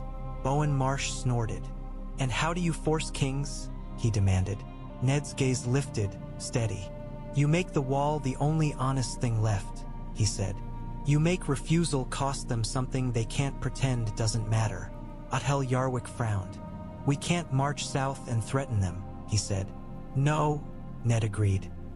"We don't threaten with swords. We threaten with truth." Jeor's eyes narrowed. "Truth doesn't stop men from being fools," he said. "It can," Ned replied, "if it's brought to their door." Jeor studied him. "What are you suggesting?" Ned drew a breath, feeling the weight of the vow around his neck like a chain and a mantle both. "Arranging," he said, "not only for wildlings, for proof." Bowen Marsh stiffened. "Proof of what?" he snapped, though fear lived in the question. Ned met his gaze. "Proof that the wall isn't a story," he said. "Proof that winter has a face. A thing a king cannot dismiss as rumor." Jeor's mouth tightened. He had wanted proof for years. He had lost men seeking it. Yet the idea of proof was a hook that could catch the realm by the throat. Maester Aemon's voice drifted, soft. "When men are certain they are right," the old maester said, "they become blind. Sometimes, the only cure is to make them see what they fear to see." Jeor Mormont nodded slowly, almost to himself. "We'll talk of ranging later," he said, ending that part before it could swallow the room. He looked at Ned again. "And your letters?" Ned's mind moved fast. "More," he said. "Not just the north. The Riverlands, the Vale, the Crown, anyone with wagons and coin. Not requests, notices, bills of obligation." Bowen Marsh bristled. "The Vale won't answer," he snapped. "Lisa Arryn hides behind her mountains." "Then we write anyway," Ned said. "And when she refuses in ink." Jeor's gaze sharpened. "You want a ledger of neglect," he said. Ned nodded once. "Yes." Jeor's mouth twitched. Grim amusement and approval tangled. "That's cold," he murmured. Ned's voice was quiet. "The wall is cold," he replied. Jon Snow watched from the back, eyes dark, and Ned could feel Jon beginning to grasp it. That his father's honor was not being discarded. It was being tempered. As the council broke and men stepped back into the wind, Ned remained for a heartbeat, staring at the map pinned beneath daggers. The realm's borders looked so small on parchment. Men killed each other over lines drawn with ink. North of the wall, the map faded into blankness. Blankness where something moved. Night on the wall was a different kind of darkness than night in the south. In King's Landing, darkness was full of fires and voices and hidden knives. Here, darkness was vast. An ocean with no shore, swallowing sound until even a man's thoughts felt too loud. Ned stood on the ice walkway with Jon beside him, torches guttering in the wind. The cold gnawed at his bones through wool and leather, persistent and intimate. Below them, Castle Black's lights glowed like scattered embers. Men moved like shadows. Life clung to the base of the wall the way moss clung to stone. Beyond the wall, the haunted forest stretched black and endless, trees jagged against a sky that offered no moon. The north of the north, wild, empty, and waiting. Jon leaned on the parapet, eyes fixed into the dark as if he could force it to reveal what hid there. His breath steamed, quickly stolen by the wind. "You used to stand on Winterfell's walls like this," Jon said softly. Ned did not look away from the forest. "Winterfell's walls were built to keep men out," he replied. "This was built to keep something else out." Jon's jaw tightened. "And we're 500 men," he murmured. Ned felt the truth of that number like a stone in his stomach.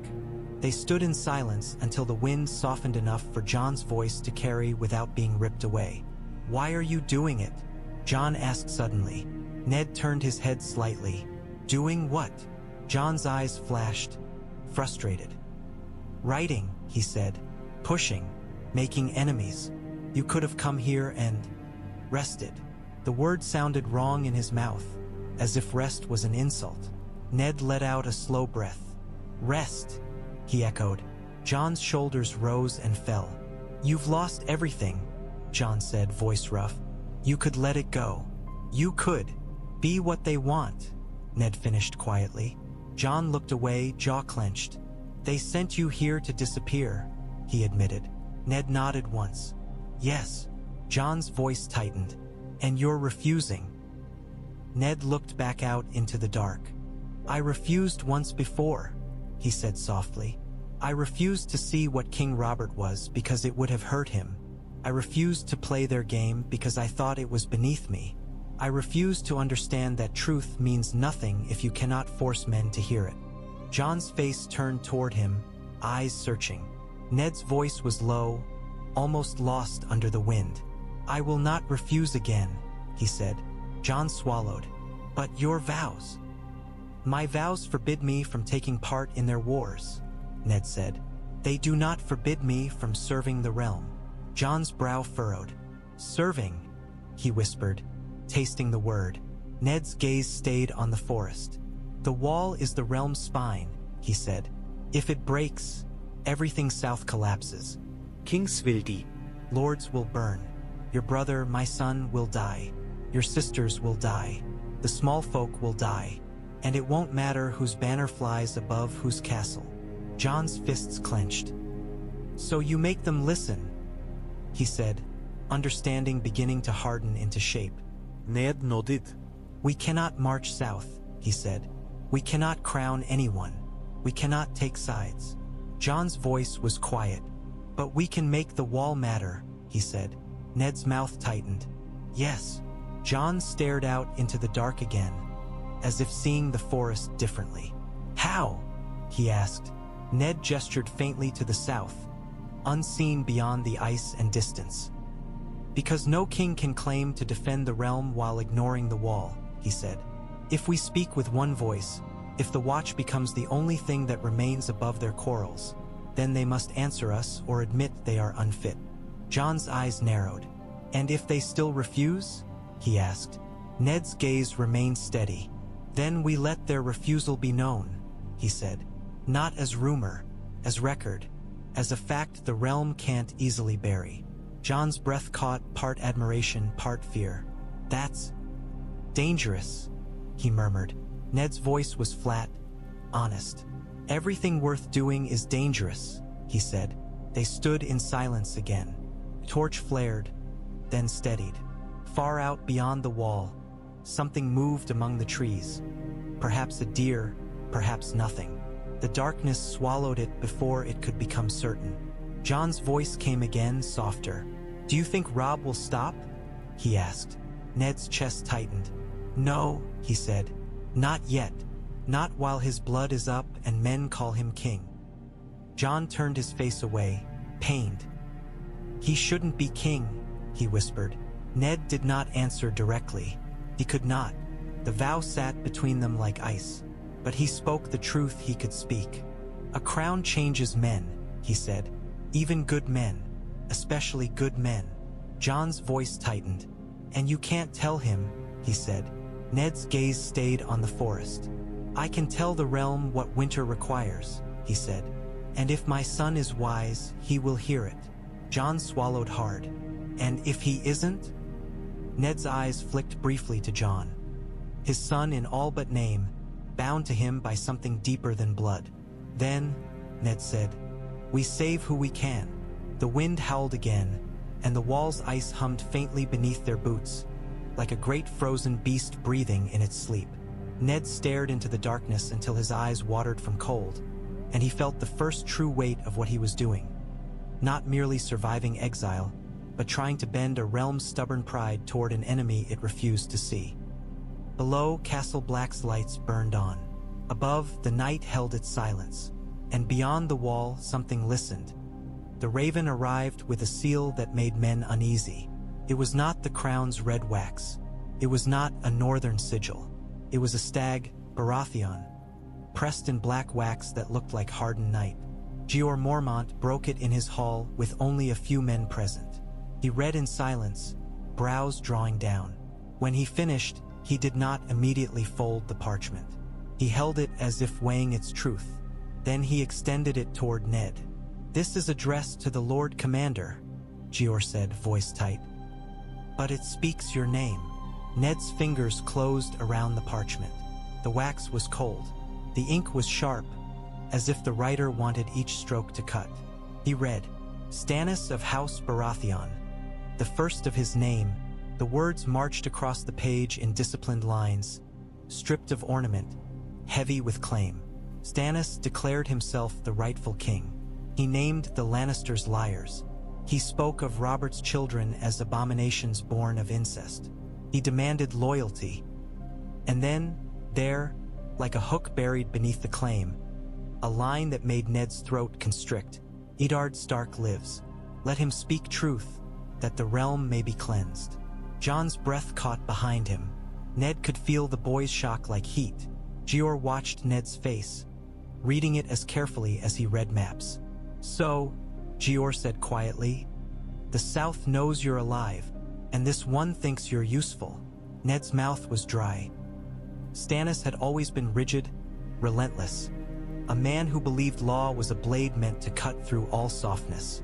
If Stannis demanded Ned's truth, it was not because he cared for Ned. It was because truth, wielded properly, could topple kings. Maester Aemon's voice drifted, soft. "Stannis Baratheon," he murmured, and there was something old and weary in the way he said the name. A man who would burn the world to make it clean. Jon stepped forward, unable to hold himself back. "He's asking you," Jon said, voice tense. "He's asking you to break my vows," Ned finished quietly. Jon's hands clenched. "You should tell him," Jon burst out. "You should tell everyone. You should." Ned turned, sharply, and Jon stopped mid-sentence, the look in Ned's eyes halting him like a hand to the chest. Ned's voice was low, controlled. "If I speak as a lord," he said, "I become a weapon for one king against another, and then the watch becomes a banner." Jeor grunted. "And banners get men killed," he said. Ned looked back down at the parchment. Stannis offered a path that tempted him. Truth shouted from the wall, the Lannisters exposed, Sansa perhaps freed, Robb perhaps vindicated. A clean line through the rot. But clean lines rarely stayed clean once they touched flesh. "If I answer him," Ned said slowly, "the crown will respond." Jeor's mouth tightened. He said, "and the watch will be in the middle." Maester Aemon's blind eyes faced Ned, as if he could see the storm in him. "You must be careful," Aemon said softly. "There are truths that save, and truths that merely satisfy." Ned's fingers tightened on the parchment. "And there are truths," he said quietly, "that can be spoken without becoming someone's sword." Jeor's brows rose. "Is that so?" he asked, skeptical. Ned drew a breath. He looked at Jon, at Jeor, at Aemon. "Stannis asks me to speak of crowns," he said. "I will speak of the wall." Jon's brow furrowed. "What does that mean?" he demanded. Ned's voice remained steady. "It means I answer as a brother," he said. "Not as a father, not as a lord, not as a pawn." Jeor studied him. "And what will you say?" he asked. Ned's eyes lowered to the parchment, then lifted again, decision settling. "I will tell him," Ned said, "that a king proves himself by defending the realm, not by demanding words." Jon's eyes widened. "You're going to challenge him," he whispered. Ned did not smile. "I'm going to measure him," he said. Jeor's mouth twitched, grim approval. "That's dangerous," he said. Ned's voice was quiet. "So is letting him think the wall is his to use," he replied. Maester Aemon's hands folded tighter. "You are learning," the old maester murmured. Ned looked down at Stannis's black stag seal. A king who wanted truth could be made to pay for it, not in coin to a man, but in survival to the wall.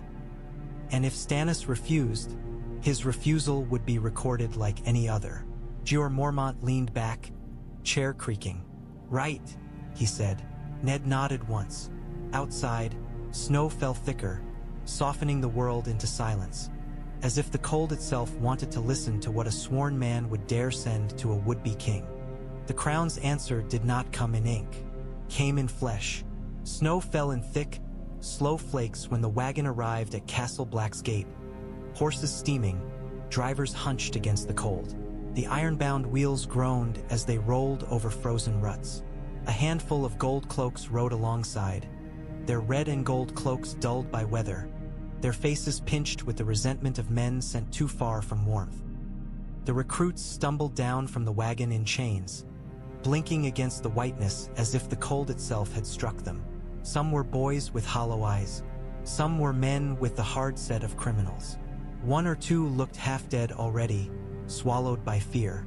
Then a man stepped down who did not look frightened. Not outwardly. Janos Slynt's cloak was dark, not black, but close enough to be insulting. His face was broad, his mouth set in a line meant to suggest authority. His eyes swept the yard as if searching for someone to acknowledge him. They found Ned Stark. Ned stood beside Jeor Mormont beneath the gate's timber overhang, snow gathering on his shoulders. He did not move. He did not react. He felt Jon Snow stiffen beside him, the boy's body turning rigid with contained rage. Slynt's gaze locked onto Ned, and for a heartbeat the mask slipped. Surprise, something like satisfaction, and a flicker of fear hidden underneath. Ned remembered him at once. The butcher's son raised to command by Lannister coin, the man who had turned the city watch like a weapon against its own, the man who had helped cage Ned's men, who had helped make the Red Keep's walls feel like a trap. Slynt's mouth curved into a smile that did not reach his eyes. "Well," he called, voice carrying in the cold air. "Look who it is." Jeor Mormont's face did not change. "Who are you?" the old bear asked, blunt as a hammer.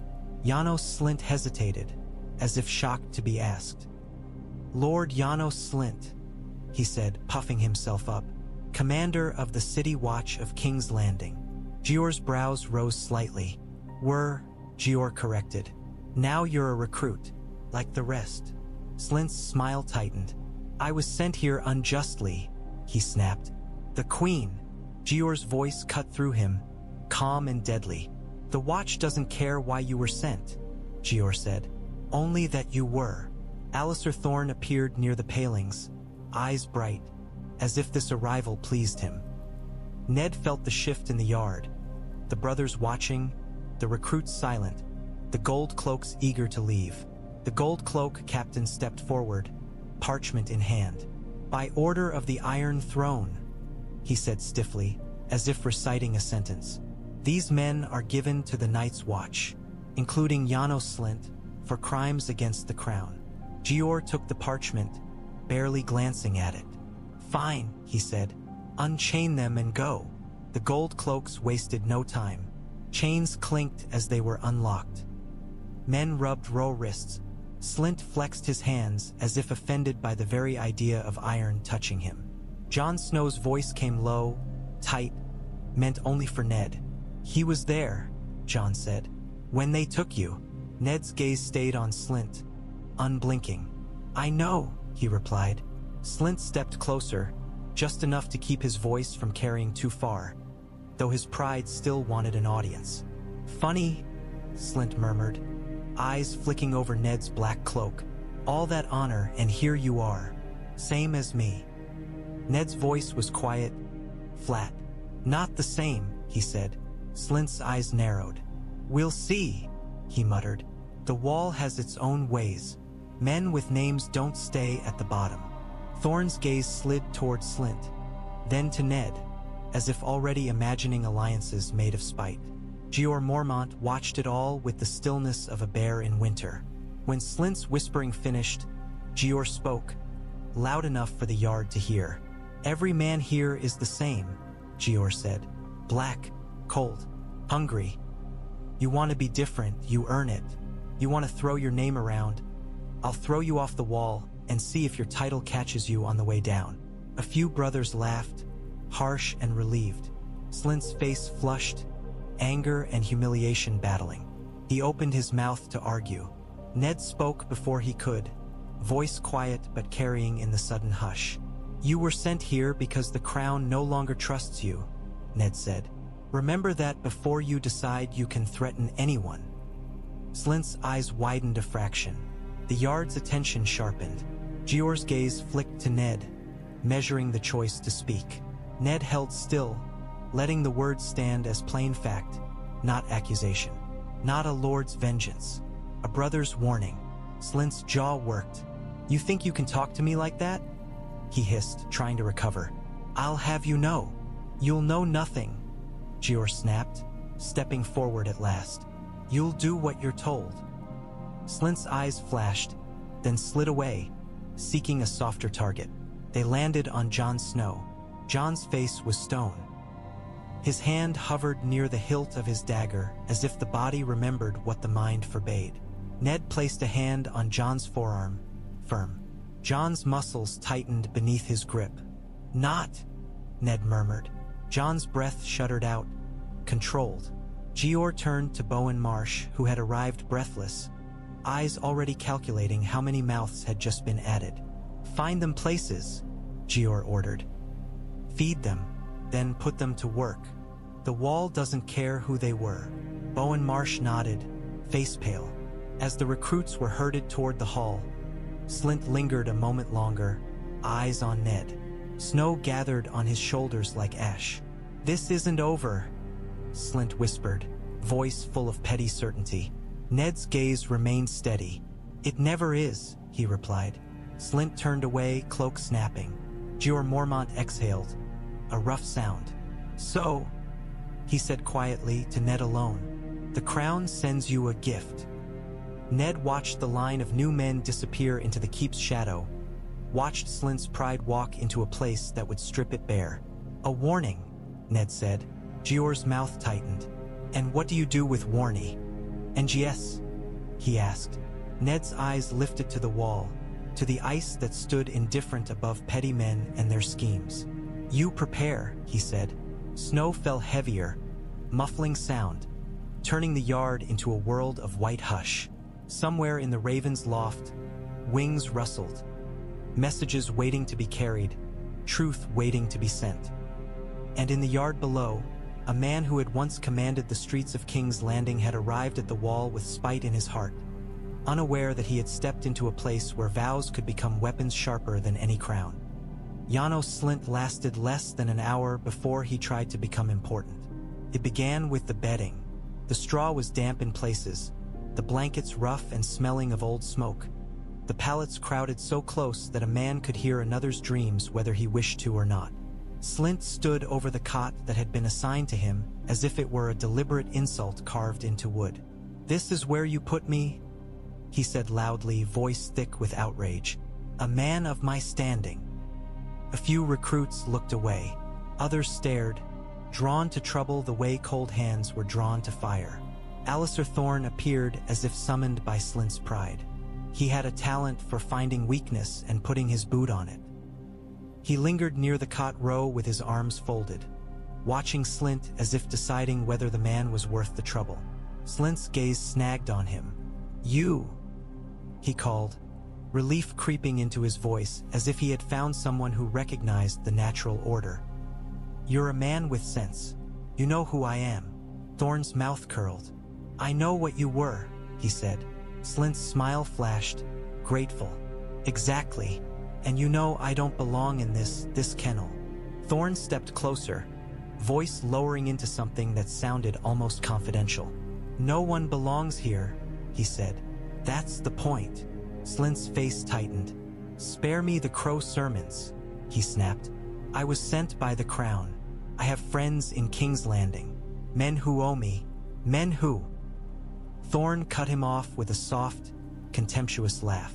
"The crown doesn't send friends," he said. "It sends problems. When the South wants you gone, it doesn't matter how many men you once ordered." Slynt's jaw worked. His eyes slid around the barracks, taking in the rough men, the scars, the missing teeth, the indifference. He did not see fear. That unsettled him more than the cold.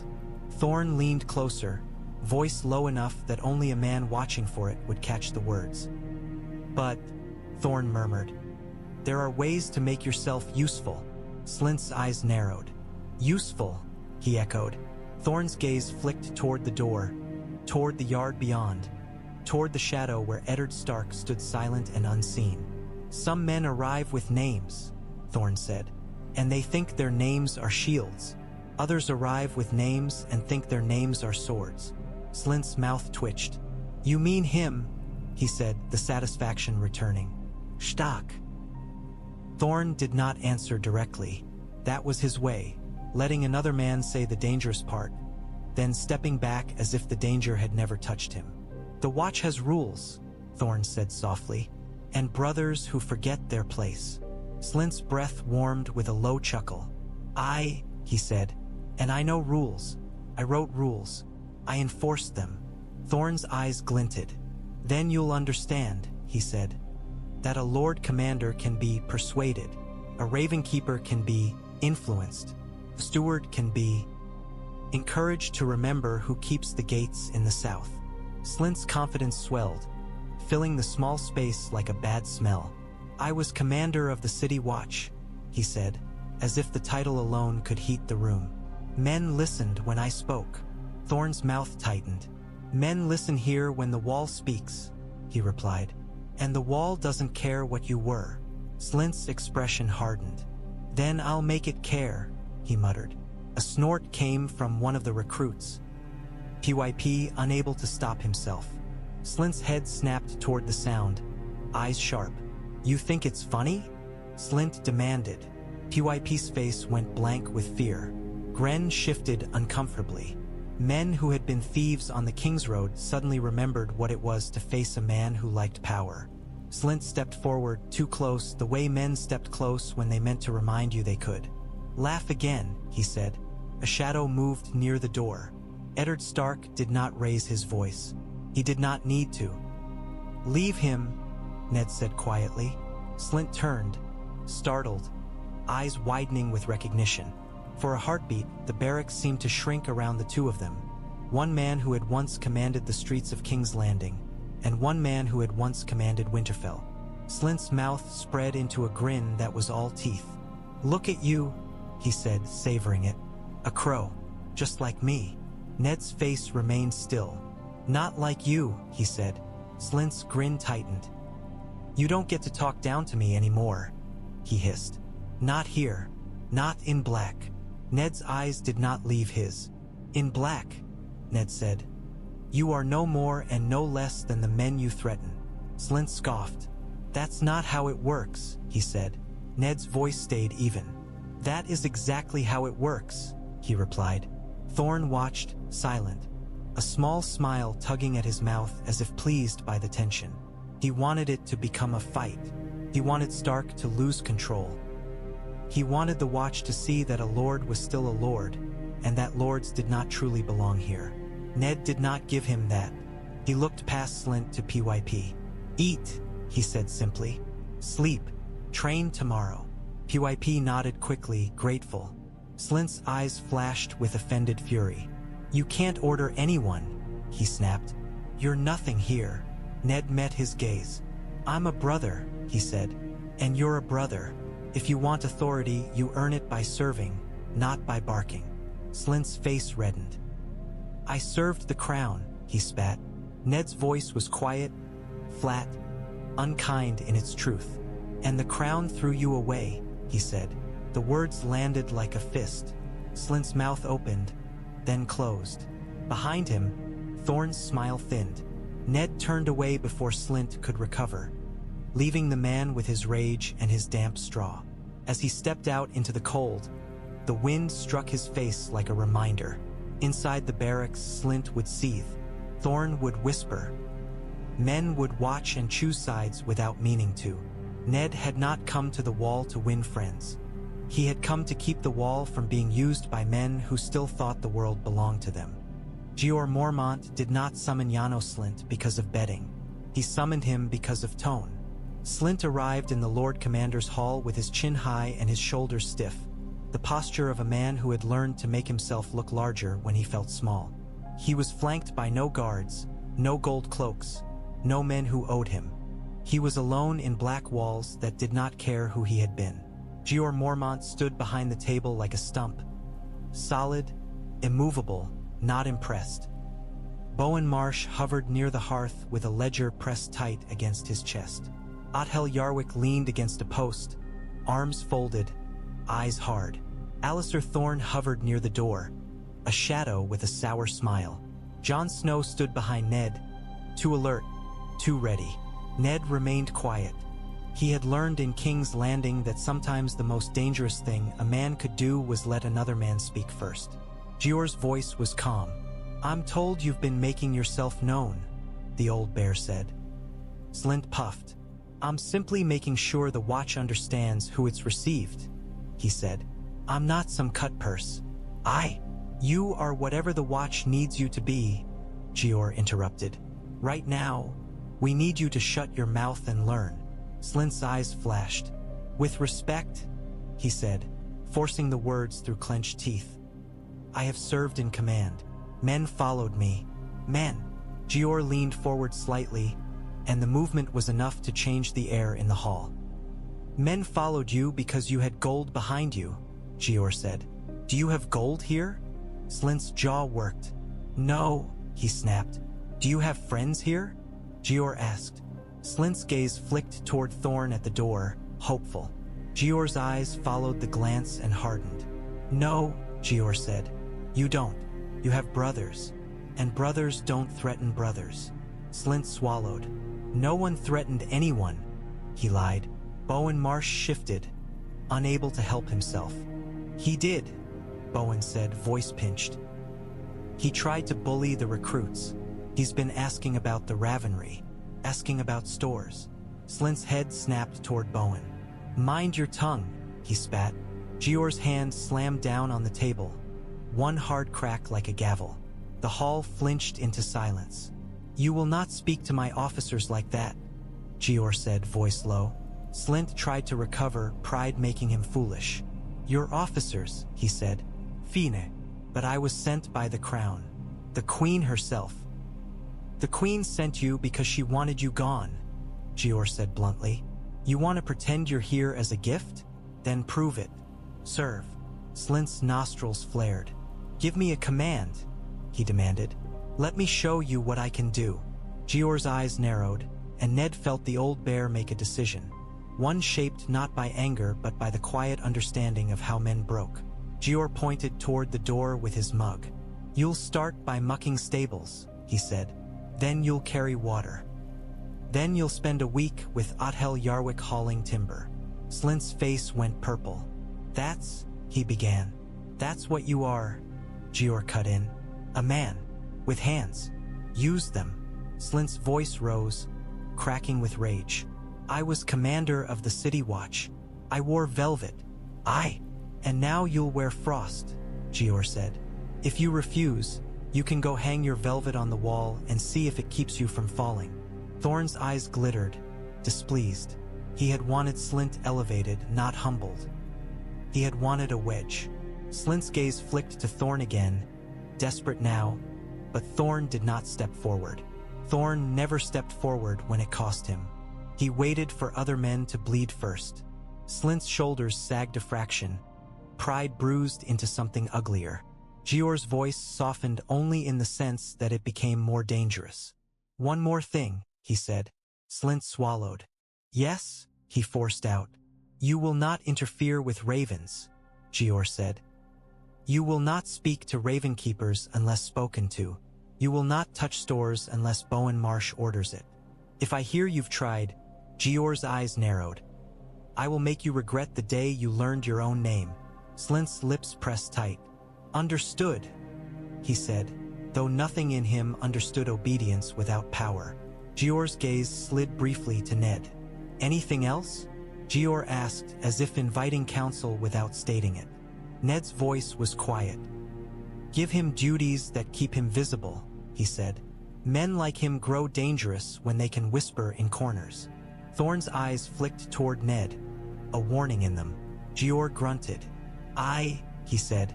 He looked back at Slynt. "You'll report to Bowen Marsh every morning for tasks. If you're not there, I'll have you dragged." Slynt's jaw clenched. "Fine," he hissed. Jeor leaned back. "Get out," he said. Slynt turned stiffly and marched toward the door. Thorne stepped aside, letting him pass, their eyes meeting for a heartbeat. Two men trading resentment like coin.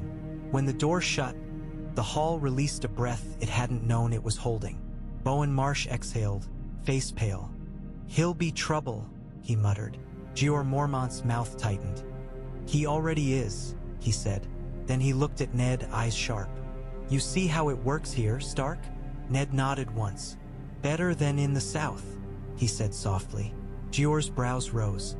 "Is that so?" Ned's gaze stayed steady. "Here," he said, "men can be punished for what they do, not for who they offend." Jeor stared at him a moment, then gave a short grunt that might have been laughter. "Careful," he warned. "We're not saints. We're just cold."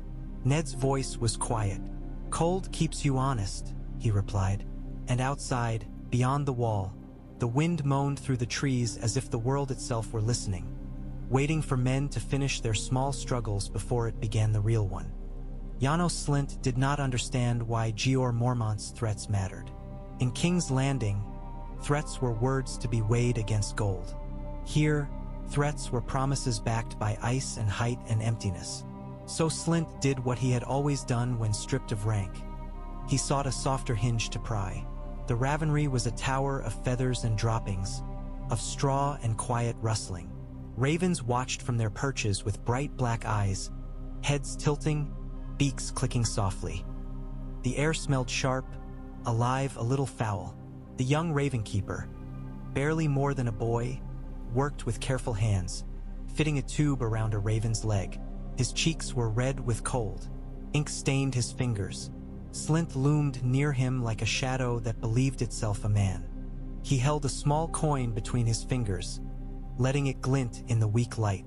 "Cold work," he said, voice falsely friendly. "Must be miserable. A little something might warm you." The boy's eyes flicked to the coin, then away quickly, fear and temptation wrestling. "I'm not allowed," he muttered. Slynt's smile tightened. "Allowed?" he echoed. "By who? A bunch of starving crows?" He leaned closer. "You know what I was in King's Landing?" The boy swallowed. "A lord," he whispered, and the words sounded like a mistake. Slynt's smile returned, satisfied. "A lord," he agreed. "And lords have friends. Friends who remember favors. You help me now, and when I'm back in the south." "You won't be back in the south," a calm voice said from the doorway. Slynt stiffened as if struck. The boy nearly dropped the raven. Eddard Stark stood in the entrance, black cloak still, eyes cold. He did not raise his voice. He did not need to. The Ravenry seemed to quiet around him, birds watching as if sensing a predator. Slynt forced a laugh. "Stark," he said, too loud. "Just having a chat." Ned's gaze went to the coin, then to the boys shaking hands, then to the raven itself, which blinked slow as if unimpressed by human schemes. Maester Aemon sat in the corner, head angled toward them. His blind eyes faced the sound, and yet Ned felt as if the old maester saw everything. "You were told," Ned said quietly, "to stay away from ravens." Slynt's chin lifted. "I'm a brother," he snapped. "I can stand where I like." Ned stepped closer, boots soft on straw. "You can stand where you like," he agreed. "But if you offer coin to a raven keeper again, you will find yourself standing on the wall's edge." Slynt's face reddened. "You don't command me," he hissed. Ned's voice stayed even. "I don't have to," he said. "Jeor Mormont does." Slynt's eyes flicked toward Aemon, then back. "This old blind," he began, contempt rising. Aemon's voice cut through him, gentle and deadly. "Careful," Aemon said softly. "Some men are blind and still see more than you." Slynt's mouth snapped shut. He stared, unsettled by the calm certainty in the old man's tone. Ned looked at the boy. "Go," he said. "Finish your work." The Ravenkeeper nodded quickly and retreated deeper into the tower, hands trembling as he moved. Slynt shifted his weight, trying to regain control. "You think you're important here because you were important in the south," he sneered. Ned's eyes did not blink. "No," he said. "I'm important here because men need to eat." Slynt blinked. "Throne. What?" Ned's voice was quiet. "You want power," he said. "The Watch's power is in its ravens, the stores, its repairs, the things that keep men alive. If you touch those things for your own ends, you endanger everyone. That is a crime here." Slynt's nostrils flared. "And who will accuse me?" he spat. "You." Ned's gaze sharpened. "He will remember," Ned said and nodded toward Aemon. Then to the ravens watching. "They will carry it," he added, then back to Slynt. "And I will write it down." Slynt laughed, bitter and forced. "Write," he scoffed. "Write all you like. Words don't stop men." Ned's voice hardened a fraction. "Words stopped you from being a lord," he said. Slynt's face contorted, anger flashing. He stepped forward as if to challenge, then hesitated. Ned did not move, did not flinch, did not offer him the satisfaction of fear. Aemon's voice came again, soft as snow. "Your coin," Aemon said. Slynt blinked. "What?" "Give it to the Watch," Aemon said. "For stores." Slynt's mouth opened, outrage rising. Ned took a small step closer. "Do it," he said simply. For a heartbeat, Slynt looked like he might explode. Then, with shaking fingers, he tossed the coin onto the straw near Ned's boot. It landed with a dull little clink, pathetic in the vast cold tower. Ned did not pick it up. He let it lie there like evidence. Slynt backed away, eyes full of hate. "This isn't finished," he muttered. Ned's voice followed him, calm, inevitable. "It's already begun," he said. When Slynt was gone, the Ravenry breathed again. Wings rustling, beaks clicking, the quiet labor of messages continuing. The boy returned cautiously, eyes wide. "Am I?" he began. Ned looked at him. "You did nothing wrong," he said. "You will do nothing wrong. If anyone offers you coin again, you tell the Lord Commander." The boy nodded, relief flooding him. Ned turned toward Aemon. "He'll try elsewhere," Ned said quietly. Aemon's blind face tilted. "Yes," Aemon murmured. "Men like that cannot help themselves. They clutch at power the way a drowning man clutches at driftwood." Ned's mouth tightened. "Then we keep driftwood out of reach," he said. Aemon's fingers touched the table's edge, as if feeling the shape of Ned's resolve. "And we keep our own hands clean," Aemon added. Ned stared at the ravens, black, patient, watching. "Clean hands," he said softly, "can still hold sharp tools." And in the Tower of Feathers and Ink, Ned Stark understood that Slynt was not merely a nuisance. He was a test. If the Watch could not keep one fallen Southron butcher's son from corrupting its lifeline, it had no right to pretend it could stand against the cold Gath. Erring beyond the trees. The first steward broke before he realized he was being tested. Ned had learned that in the South, a man's secrets were protected by pride. At the Wall, they were protected by hunger. Hunger made men do things they hated. then tell themselves they had no choice. Bowen Marsh led Ned through the storehouse after evening meal, lantern held high. Shadows clung to the rafters. Frost traced pale lines along the timber seams. The air smelled of salt and old grain. "This barrel," Bowen Marsh said tightly, pointing. "It was full last week." Ned ran his hand along the rim, feeling the wax seal. "And now it isn't," he said. Bowen Marsh's lips pressed into a line. "I have stewards who swear they've done nothing," he muttered. "But the numbers don't lie." Ned crouched, examining the seal by lantern light. The wax looked newer than the wood beneath it. The faint imprint was wrong, pressed with a ring that did not belong to the watch. "This was opened," Ned said quietly, "and resealed." Bowen Marsh's face reddened, humiliation and rage mixing. "I knew it," he hissed. Ned straightened. "Don't shout," he warned softly.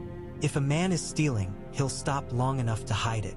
Bowen Marsh swallowed, forcing his voice down. "Then what do we do?" he asked, and the question carried something new. Trust, reluctant but real. Ned considered the shelves, the barrels, the sacks. "We make it easy for him to steal," Ned said. Bowen Marsh stared. "Easy," he echoed, appalled. Ned's eyes stayed on the barrel. "A thief who believes he is safe becomes careless," he said. "Careless men leave trails." Bowen Marsh's throat worked. "We can't afford to lose more," he whispered. "We can't afford to lose control," Ned replied. They chose a barrel near the doorway, one that any man might reach quickly. Bowen Marsh ordered 2 stewards to move it, loudly so others would notice. He made a show of counting sacks. He spoke too much. He complained. He let the storehouse feel watched, and then, carefully, he let it feel unwatched again. Later that night, they returned quietly. Ned stepped soundless on frost, Bowen Marsh's lantern shielded. A steward stood inside, back turned, hands moving fast over the barrel's seal. Ned watched for a heartbeat, letting certainty form. Then he stepped forward. "Put it down," Ned said. The steward froze, wax in hand. His breath came in fast white puffs. When he turned, Ned saw a young man with hollow cheeks, eyes darting like a trapped animal. Bowen Marsh surged forward, rage breaking his restraint. "You rat," he spat. "How long?" The steward's mouth opened and closed. He stammered. "I was hungry." "Hungry," Bowen repeated, voice shaking. "We're all hungry." The steward's eyes flicked to Ned, pleading. "It was just a little," he whispered. "For my brother. He's sick." Ned's voice was quiet, steady. "Who told you to do it?" he asked. The steward flinched. "No one," he lied instantly. Ned's gaze sharpened. "Then why use a ring that isn't ours?" he asked, lifting the seal fragment with 2 fingers. "Whose mark is this?" The steward's face went pale. His eyes dropped to the wax in his hand, then to the floor. "I don't know," he muttered, trembling. Bowen Marsh grabbed him by the collar. "Don't lie," he snarled. "I'll have you flogged." Ned stepped closer, and Bowen Marsh's grip loosened slightly under the quiet authority in Ned's presence. Ned looked at the steward and spoke softly, as if offering mercy. "If you tell the truth," he said, "you might keep your skin. If you don't, you'll lose more than your skin when men find out you stole from their bellies." The steward's shoulders shook. His eyes filled. "He said," he whispered. "Who?" Bowen demanded. The steward swallowed hard. "Janos Slynt," he said, the name falling like a stone. "He said he'd make sure I got better rations if I helped. He said he'd have power again. He said he'd remember." Bowen Marsh's face contorted. "That fat," he began, rage surging. Ned lifted a hand. "Quiet," he said sharply. Bowen Marsh froze, chest heaving. Ned's mind moved fast. Slynt had found his way in, just as Ned had expected. The man had used the oldest trick: promise a starving man food and call it loyalty. Ned turned to the steward. "Do you have the ring?" he asked. The steward nodded, fumbling at his belt pouch. He pulled out a cheap metal ring, its face stamped with a crude mark. Ned took it, examining. Not a watch seal. Something else, an old city watch trinket, perhaps, or simply a symbol Slynt used to pretend he still commanded men. Bowen Marsh's voice shook. "We take him to Jeor," he said. Ned's gaze slid to the doorway. For a heartbeat, he thought he saw movement. Someone watching, then gone. The cold air near the crack in the wood seemed to shift. Slynt, listening. Ned's mouth tightened. "Yes," he said. "But not yet." Bowen Marsh stared, incredulous. "Not yet," he hissed. Ned's voice stayed low. "If we drag him in now, he'll deny," Ned said. "Thorne will speak for him. They'll call it Southron rivalry. Jeor will punish him, but it will look like a personal vendetta." Bowen Marsh's hands trembled with frustration. "He's stealing," Bowen said, voice raw, "from the watch." "And that is exactly why we do this properly," Ned replied. "We make it undeniable. We make it bigger than him." He looked at the steward. "You will do what I say," Ned told him. "You will tell Slynt you were caught by a patrol outside. You will say Bowen Marsh suspects wildling thieves. You will say the stores are being moved and guarded." The steward blinked. "That's a lie," he whispered. Ned's eyes held his. "It is," he agreed, "and it will save the watch." The steward swallowed, terrified. "He'll kill me," he whispered. Ned's voice softened, but the steel stayed. "He can't kill you," Ned said. "Not here, not without being seen. And if he tries, we will know what he is." Bowen Marsh stared at Ned as if seeing a stranger. "You're using him," Bowen said quietly. Ned's voice was flat. "Slynt already is," he replied. "I'm simply taking the tool back." He handed the ring to Bowen. "Keep it," Ned said. "We'll need it." Bowen Marsh clutched it like a weapon, then nodded slowly, reluctant understanding dawning. Ned turned back toward the doorway crack and listened to the storehouse's silence.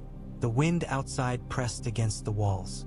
Somewhere in Castle Black, men snored, laughed softly, cried quietly into blankets. Life in the watch continued, unaware of the small rot trying to spread. Ned's jaw set. If Slynt wanted to build power here, Ned would let him build it. Then Ned would show the watch and the realm beyond that even a vow-bound man could tear down a corrupt tower without ever drawing steel. The Direwolf seal made Jon Snow go still. It was gray wax pressed clean, the wolf's head sharp.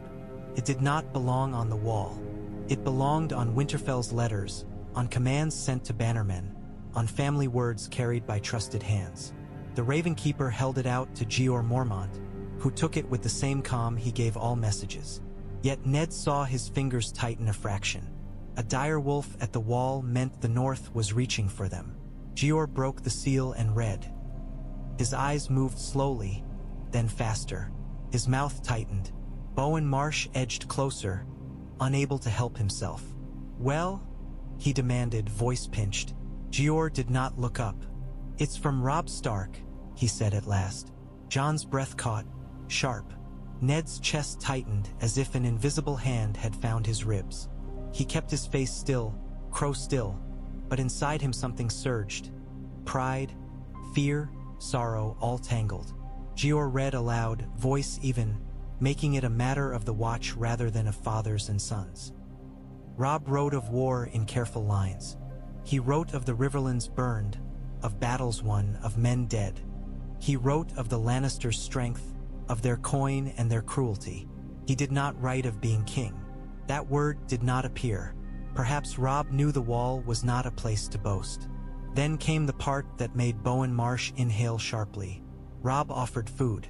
2 wagons of grain from the North stores, salted fish from White Harbor, a promise that the North remembered the wall even now. Jeor's eyes lifted briefly to Ned, measuring. Ned remained still. Jon's voice came tight. "He's sending help," Jon said, disbelief and relief mingling. Jeor folded the parchment and tucked it into his cloak. "He's offering," Jeor corrected. "Wagons don't move themselves. Roads aren't safe. Va eats caravans." Bowen Marsh's eyes shone with hungry hope.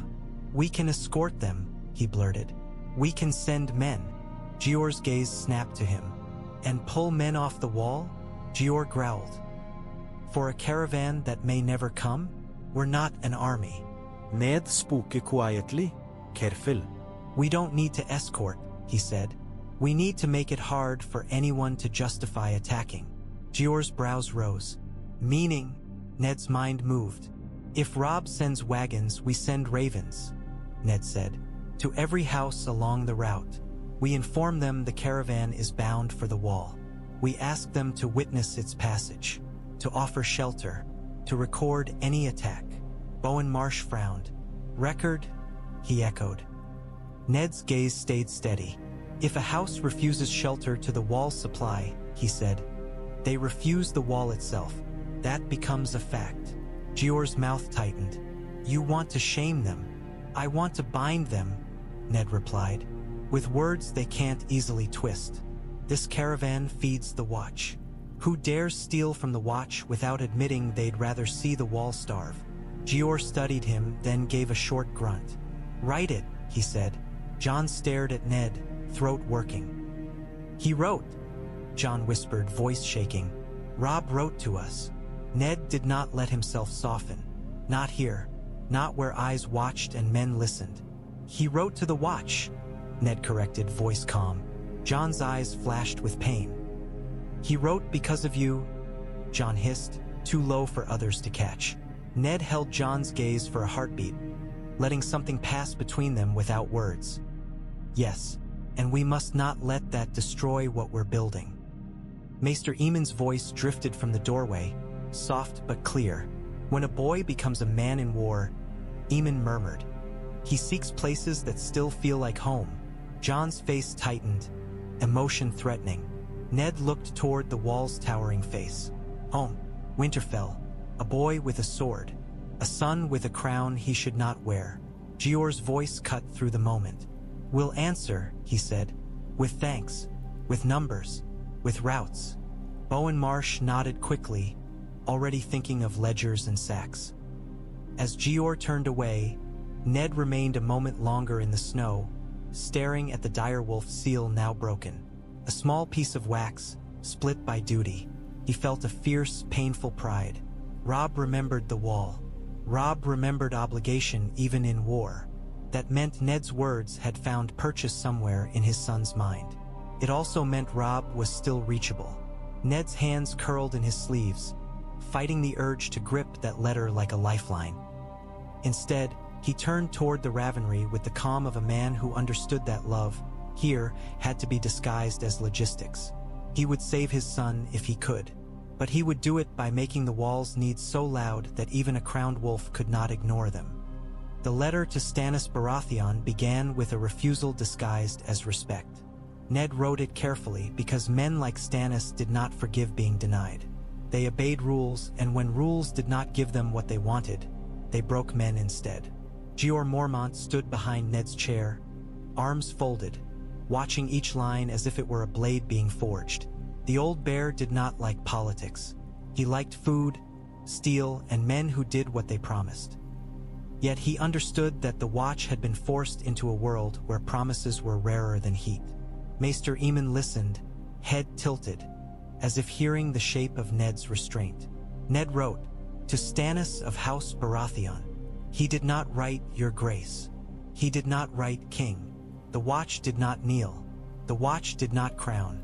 He wrote of the wall first, of stores, of repairs, of the wildlings moving in numbers, of winter's certainty. He did not mention Joffrey. He did not mention Cersei. He did not mention the incest, though every word in Stannis's letter had tried to drag Ned back into that southern mud. Then Ned wrote the sentence that mattered. "The Night's Watch does not choose kings. It measures them." Jeor's brow rose as he read over Ned's shoulder. Ned continued, "A king who would defend the realm defends its wall. If you seek the truth of the South, bring your claim to the North with food, iron, and men, not demands." Jeor exhaled, a rough sound that might have been admiration. "That'll sting," he muttered. "It must," Ned replied quietly, quill scratching. He listed what the Watch required from any who claimed to rule. ship-quality rope, barrels of pitch, iron hinges, grain and salt meat sufficient for winter safety. He named Eastwatch and the Shadow Tower. He named dates before the roads buried, before the sea froze, before men began dying in their bunks. Then, in a final stroke of cold clarity, he wrote, "If your claim is true, the wall will hear it in your actions. If it is not, the wall will hear your excuses as everyone else does." Jeor's eyes narrowed. "You're daring him," he said. Ned sealed the letter with plain wax. Not the stag, not any sigil. The Watch's messages did not carry banners. "I'm not daring him," Ned said. "I'm giving him a way to prove himself without dragging us into his war." Maester Aemon's voice was soft. "And if he comes," Aemon murmured, "he will not come alone." Ned's mouth tightened. "No," he agreed. Jeor leaned closer. "If Stannis marches north, the realm will react," Jeor said. "Lannisters, wolves, everyone." Ned stared at the sealed parchment. "Then the realm will be forced to look at the wall," he said. Jeor's jaw worked. "That's what you want," he said, half accusation, half understanding. Ned met his gaze. "It's what the Watch needs," he replied. Jeor grunted, reluctant acceptance settling. "Send it," he said. The Ravenkeeper took the message like it was hot. Stannis Baratheon was not a man you wrote to lightly. Yet the boy tucked it into the tube, strapped it to a raven's leg, and carried it up to the loft where the birds waited like living knives. When the raven launched into the wind, wings beating hard against cold, Ned watched it vanish into the white sky. He felt a strange steadiness. Stannis would answer or he would not. Either way, the wall would record it. Either way, the wall would remain what the Watch needed it to be, unbent, unbowed, and impossible to ignore without admitting a willingness to let the realm freeze. Jon Snow lingered near the doorway, having watched the writing in tense silence. "You didn't tell him," Jon said, voice raw. "About the South," Ned finished. Jon's eyes flashed. "You could free Sansa," Jon whispered. Ned's throat tightened. "And chain the Watch to a king," he replied softly. "Sansa deserves better than being bought with black cloaks." Jon's face twisted with pain. "So what do we do?" he demanded. Ned's voice was quiet. "We make the wall so necessary," he said, "that even the South's lies cannot afford to starve it." Jon stared at him, struggling, then nodded slowly, accepting a truth that tasted like blood. Outside, the wind carried the raven south. And far away, a man who believed law was fire would read a letter that measured him like a blade, and decide whether he would be king in deed or only in ink. The Watch did not have factions the way Southern courts did. It had hungers, it had grudges, it had men who wanted warmth and men who wanted meaning, and the uneasy space between them where desperation learned to speak. Slynt began gathering the desperate. He sat in the common hall with a cluster of brothers who had arrived from the south, men who still remembered wine and city streets, men who resented being buried alive in snow. Slynt spoke to them with the easy familiarity of a bully who knew how to make resentment feel like righteousness. "They treat us like dogs," he said, voice loud enough to carry across the table but low enough to sound like confidence. "Marsh counts beans and calls it leadership. Yarwyck swings a hammer and thinks it's a throne. Mormont's old. He'll die soon enough. And then what?" Men leaned in. Men listened. Men who had never been powerful found comfort in the idea that they might become so by attaching themselves to someone who claimed he would rise. Alliser Thorne lingered like a shadow near Slynt's shoulder, not speaking much, but letting his presence give Slynt weight. Thorne didn't need Slynt to win. He needed Slynt to divide. Across the room, Ned sat with Jon Snow and Samwell Tarly, eating slowly. Sam's hands shook around his bowl, eyes darting to Slynt and back as if expecting the man to leap across tables. "He's poisoning them," Jon muttered under his breath. Ned's gaze remained on Slynt, calm. "He's revealing them," Ned replied quietly. Jon's eyes narrowed. "What's the difference?" he demanded. Ned's voice stayed low. "A man who can be turned by a promise of extra stew will be turned by anything. he said. Better we know who they are before the cold demands more than stew. Samwell Tarly swallowed, pale. He scares me, Sam whispered. Ned glanced at him. He should, Ned said softly. Fear keeps you careful. Just don't let it keep you silent. Sam blinked. Me? He squeaked. Ned's eyes went back to the hall. You hear things, Ned said. Men speak around you because they think you're harmless. That's a kind of armor. Sam's cheeks reddened with humiliation. I'm not, he began. You don't have to be, Ned cut in gently. You just have to listen and remember. Jon watched Ned, understanding dawning in hard edges.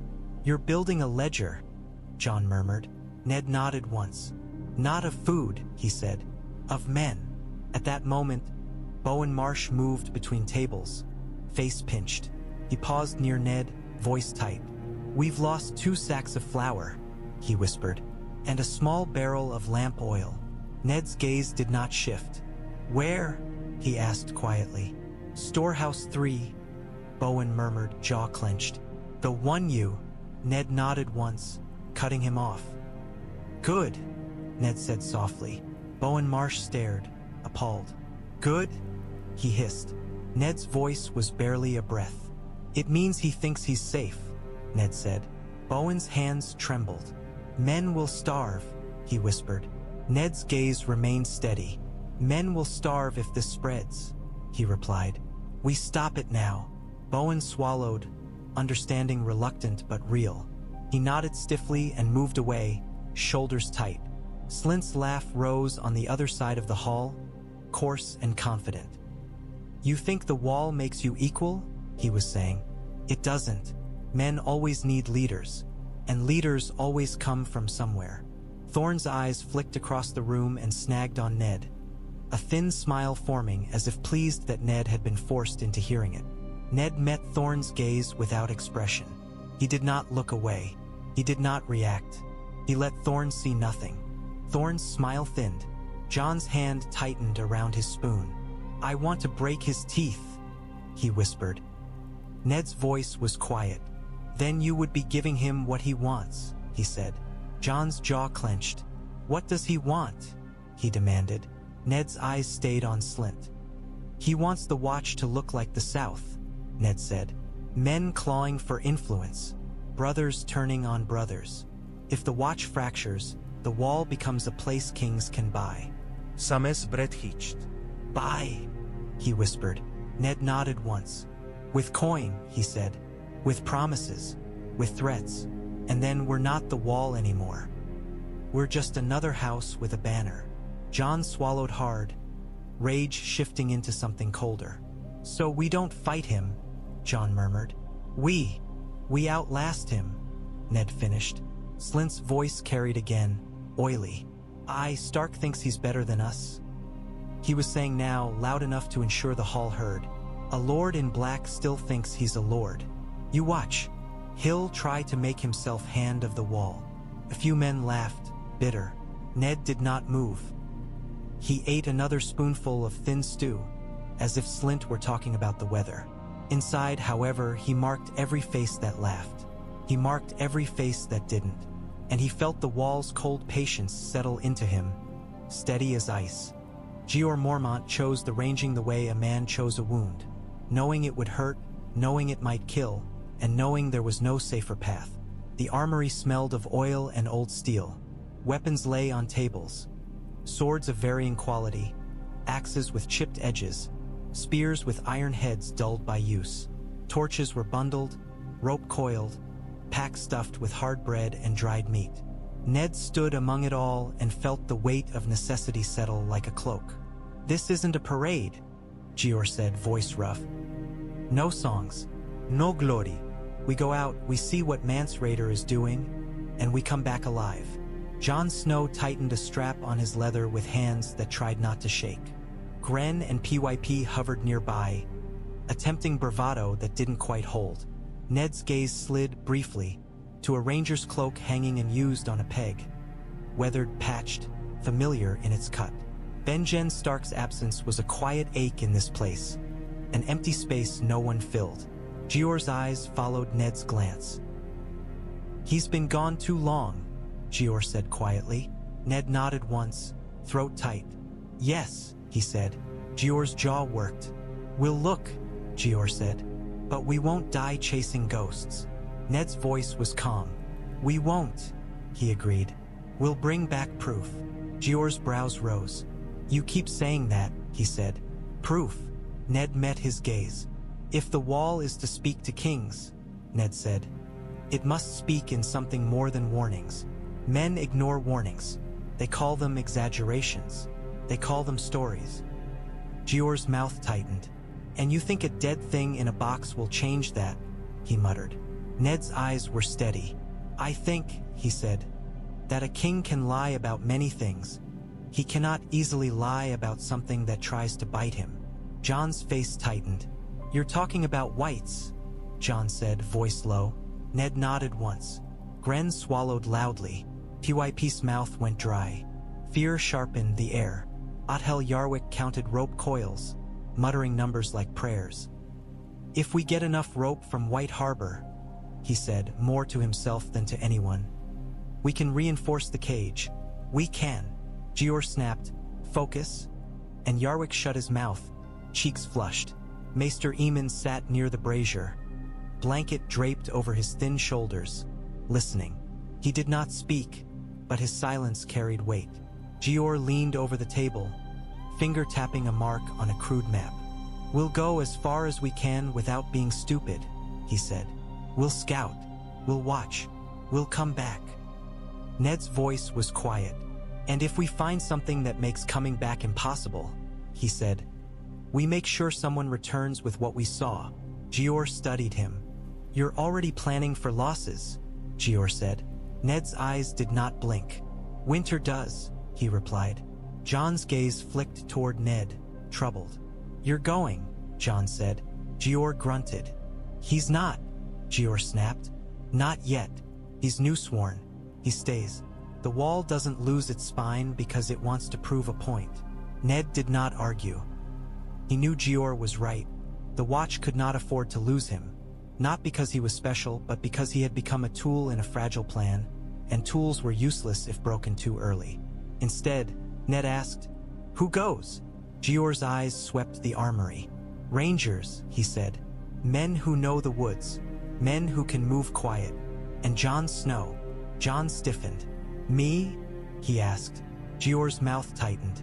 "You've got a wolf's blood and a bastard's hunger," he said. "That makes you useful beyond the wall. And you're fast." Jon's jaw clenched, pride and fear mixing. "Yes, Lord Commander," he said. Ned's hand hovered for a moment, wanting to grip Jon's forearm, wanting to forbid him, wanting to protect him like a father. He let the hand fall. The vow sat heavy between them. He spoke instead as a brother. "Come back," Ned said simply. Jon's eyes met his. "I will," Jon said, and the promise was fierce. Jeor clapped his hands once, ending the moment. "Enough," he growled. "Get your packs. We move at first light." As men began to gather rope and torches, Ned remained a heartbeat longer, staring at the table of weapons. The steel looked small against what waited beyond the wall. He thought of kings squabbling over chairs while the true enemy moved in silence. He thought of needing proof to force their eyes open, and he felt the cold certainty of it. If the Watch returned with nothing, the realm would keep pretending. If the Watch returned with a monster, the realm would either unite or tear itself apart even faster. Either way, the wall would no longer be ignorable. Samwell Tarly's courage did not look like a sword. It looked like ink. Ned found him in the alcove near Maester Aemon's chambers, hunched over books so old their bindings cracked when touched. Sam's hands were stained with ink, fingers trembling from cold and nerves, yet he turned pages with a reverence that made the dusty space feel almost sacred. "What are you doing?" Ned asked quietly. Sam jumped, nearly knocking a scroll off the table. He stammered, cheeks flushing. "I'm reading." Ned's mouth tightened. "I can see that," he said, not unkindly. "Why?" Sam swallowed, eyes darting. "Because Because the Lord Commander is going beyond the wall, he whispered. And because you... He glanced up at Ned. You keep talking about proof. Ned held still, listening. Sam licked his lips. There are old accounts, he said, voice gaining strength as he spoke of something that belonged to him. Old reports. Things the Watch wrote down when men still believed their own stories. Ned stepped closer. Show me, he said. Sam hesitated, then slid a book forward. The page was cramped with careful script, brittle with age. Ned leaned over it by lamplight. Sam pointed with a shaking finger. Here, he whispered. It says, when the cold deepened, men found bodies that rose. It says fire stopped them. It says, dragonglass. Ned's eyes narrowed. Dragonglass, he repeated. Sam said, voice small. Obsidian. The book says the children of the forest. His voice faltered under the weight of the words. They used it. Ned read the passage, feeling the old dread crawl up his spine. If this is true, he said quietly, then steel isn't enough. Sam's eyes flicked up, earnest and afraid. No, he whispered, and he swallowed, and there's more. He pulled another scroll, hands careful. This, he said, is a record of supplies from centuries ago. It lists what the Watch demanded in deep winter. It lists the way they wrote. Ned took it, reading. The writing was blunt, impersonal, relentless. It read like law, not like pleading. Maester Aemon sat nearby, head turned, listening to the scratch of Ned's fingertip as it traced lines. You see, Aemon murmured softly, as if speaking to both of them, that the Watch once remembered how to speak. Ned's throat tightened. They wrote like a kingdom, he said. They wrote like necessity, Aemon corrected gently. When men are afraid enough, they stop pretending. Sam's voice trembled. Can we write like that again? He asked. Ned looked at him. A fat, frightened boy with a gentle heart and a mind sharp enough to cut. We can, Ned said quietly, if men listen. Some swallowed. They don't listen to me, he whispered. Ned's eyes held his. Then write for them, Ned said. Write so clearly they can't pretend they misunderstood. Sames Brett hitched. Me? He squeaked again. Ned nodded once. Yes, he said. Maester Aemon will guide you. You'll help with records, copies, lists. If we're building a ledger of neglect, it must be accurate. Sam's cheeks reddened, fear and pride warring. All right, he whispered, voice shaking. All right. Ned set the old scroll down gently, as if it were fragile as bone. And Sam, he added. Sam looked up. Ned's gaze slid briefly toward the doorway. For a heartbeat, a shadow passed, long and thin. Alliser Thorne, perhaps, moving through the hall outside, listening for anything he could twist. Ned lowered his voice. If anyone asks what you read, he said, you tell them you're cataloging. Sam's eyes widened. Why? He whispered. Ned's voice was quiet. Because truth is a weapon, he said, and weapons are stolen. Sam swallowed hard, nodding. As Ned turned away, Maester Aemon's voice drifted after him. You're doing it again, Aemon murmured. Ned paused. Doing what? He asked softly. Building, Aemon said. Not with stone, with men. Ned's mouth tightened. That's what the Watch is, he replied. If it remembers. He left Sam in the lamplight with his books and scrolls. A trembling boy suddenly given a purpose that mattered. Outside, the wind pressed against Castle Black's walls, patient and cold, and Ned felt, for the first time, that the wall's true strength might not be in its ice. It might be in the mines it had forgotten to use. The crown finally answered, not with coin, not with iron, with insult. The letter arrived late, carried by Raven that looked exhausted. Feathers ruffled as if the wind itself had tried to rip it apart. The seal was red wax pressed with a lion. The sight of it made Jon Snow's jaw clench before he even knew what it said. Jeor Mormont broke it at his table while the hall watched in uneasy silence. Bowen Marsh hovered like a man waiting for a blow. Aemon sat near the hearth, hands folded, listening. Ned stood opposite Jeor, posture still. He did not allow his face to change. Inside, his stomach tightened. Jeor read. The words were polite in form and venomous in intent. The hand who spoke for the throne, unnamed, though Ned could imagine the careful cruelty, declared that the realm was at war and resources were strained. The letter suggested the Watch make do with what it had, as it always had. It praised the Watch's noble sacrifice, in the same tone men used to praise a starving dog for not biting. Then, buried beneath the courtesy like a knife under silk, came the line meant for Ned.